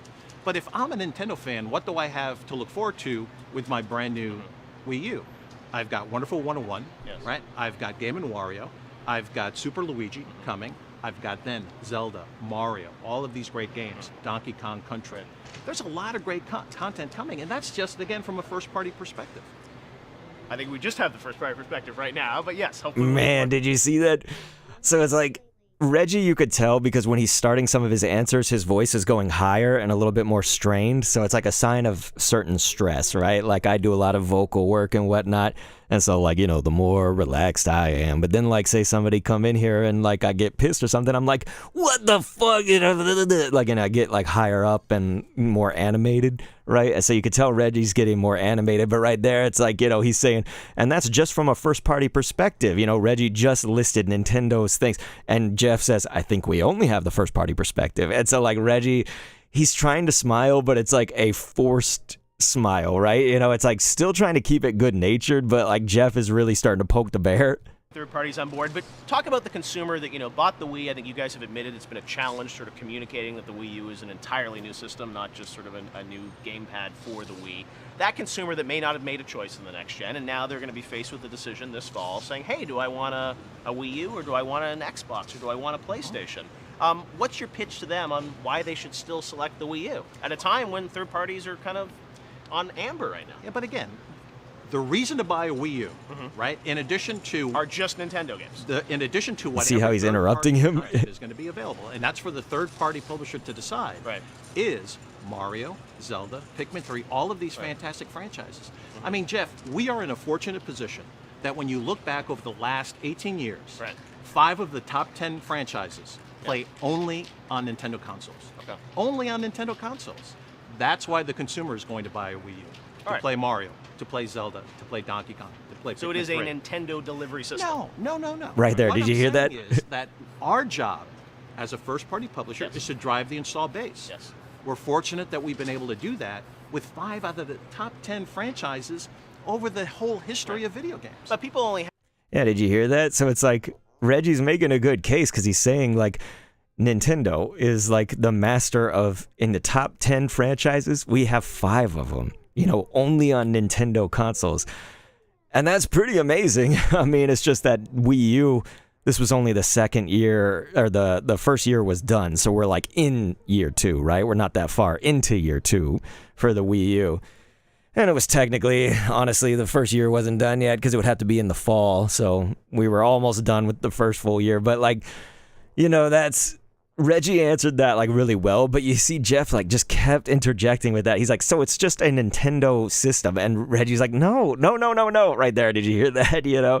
So it's like, he just keeps like going at it, and like Reggie keeps, you know, batting him away, but you could tell just from the nonverbals and like also the verbals, you know, both of them were sending signals that it's like, dude, Jeff, come on. Have, you know, certain amounts of money that they can spend on these systems. Are you concerned or worried now that you've seen PlayStation 4 and Xbox One, you know, the fidelity of the graphics that they're able to show, things like that? People are saying, you know, Wii U is a last generation system compared to these. Is that something that worries you?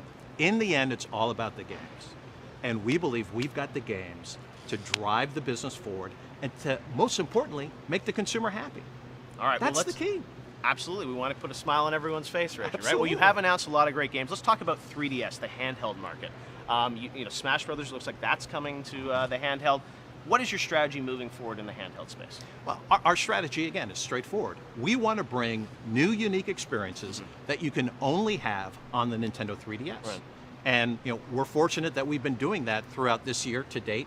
Fire Emblem, you know, Luigi's Mansion, you know, Animal Crossing that just launched and looks to be off to a fantastic start, and then all of the great content coming. These unique experiences are what we're bringing to bear, and that's what's driving the system. The only system to have year-on-year growth so far this year in 2013. Now, Yeah, damn, did you hear that?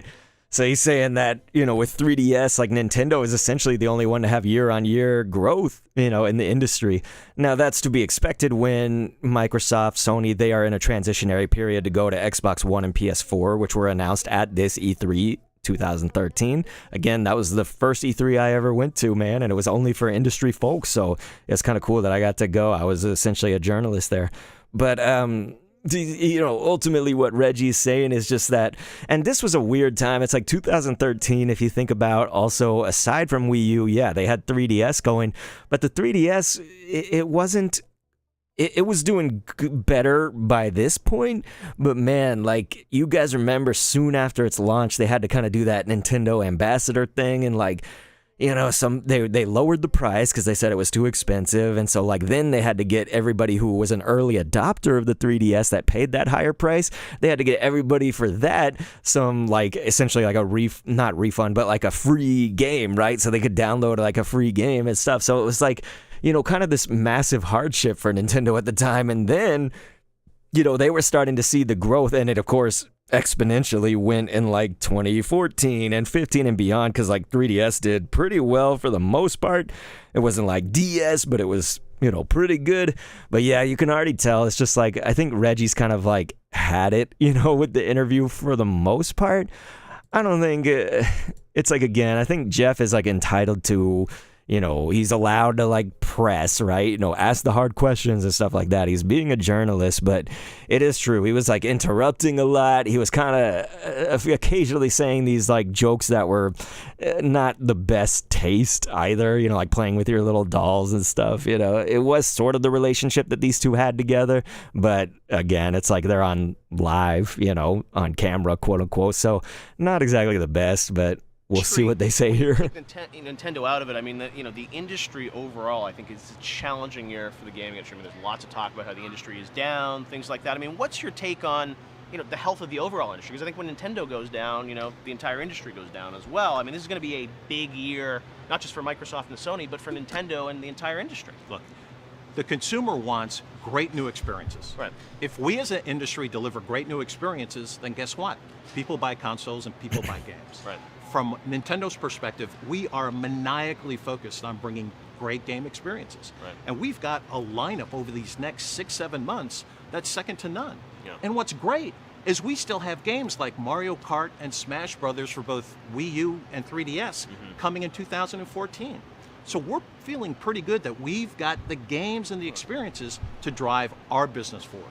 Now, when you look at the competition, you guys had to make a bet on the Wii U a couple of years ago about what you were going to do, what the specs were going to be, before you really knew what Microsoft and Sony were going to do. So now that you've seen the unveils, I'm sure you sat at home at your fireplace watching the press conferences on Spike, wondering what they were going to say. What's your take on sort of Microsoft and Sony and their strategy? You know, I have to be candid. Yeah. Our competition is going to do what they're going to do. So do I watch what they're doing as a consumer? Absolutely. Certainly. But am I trying to analyze all of the different elements? No, because they haven't unveiled their full proposition. Right. Tell me price, tell me exactly what I'm going to get in the box, tell me exactly what the games are going to be, and then I can make a decision, not only as a business executive, but also as a consumer. And at this point, it's still just the early days of exactly what they're going to be doing. You did your show, and you unveiled some of the information. I read through a lot of those consumer comments. Yeah. They weren't all that happy. They weren't all that thrilled as to what was being unveiled. Because in the end, it's about the games. Consumers want to know, what am I going to play on these systems? And that's why we are focused 110% on delivering great games. Now, let's talk about used games, something that's been a big controversy. Wii U, I guess, are there going to be any DRM issues with games or anything like that on Wii U? There's nothing that we are doing proactively from a DRM perspective to go after the used game market. Right. We're Is it a problem, though? Well, we are in a fortunate place that the consumers love to keep playing Mario Kart, Donkey Kong, all of these great franchises. The repeatability is very strong in our systems. We don't bring out annualized franchises like a lot of our competitors do. So for us, the used issue is a much smaller issue. Much smaller issue for Nintendo. What about third parties if they want that ability on the Wii U? We're not providing an ability to block based on DRM. Certain games are having to recharge the consumer for those games. That's not part of our business model. All right, so overall, Reggie, when we look at the scorecard of E3, you guys did something different, and we're going to be on air kind of grading the press conferences and things like that. What is your pitch to the consumers at home about why you think Nintendo won E3? Play the game. Go to my Best Buy, right? Play the game. I would love to play Smash Brothers, not here. That's what it's all about, right? It's all about the games and the experiences. And so, when people are Thank you so much for that, by the way. And trying to grade. I know that we're sitting here. I thank you for the gold coin, Jules. That was just a bucket, but we were sitting here trying to finish this up, and I'll probably head out after that, you guys. It had just started raining too. It was crazy. But they said a bunch of interesting information because, if you go to the snapshot in time, this was PS4 coming into light and existence, and Xbox One at E3 2013, you guys.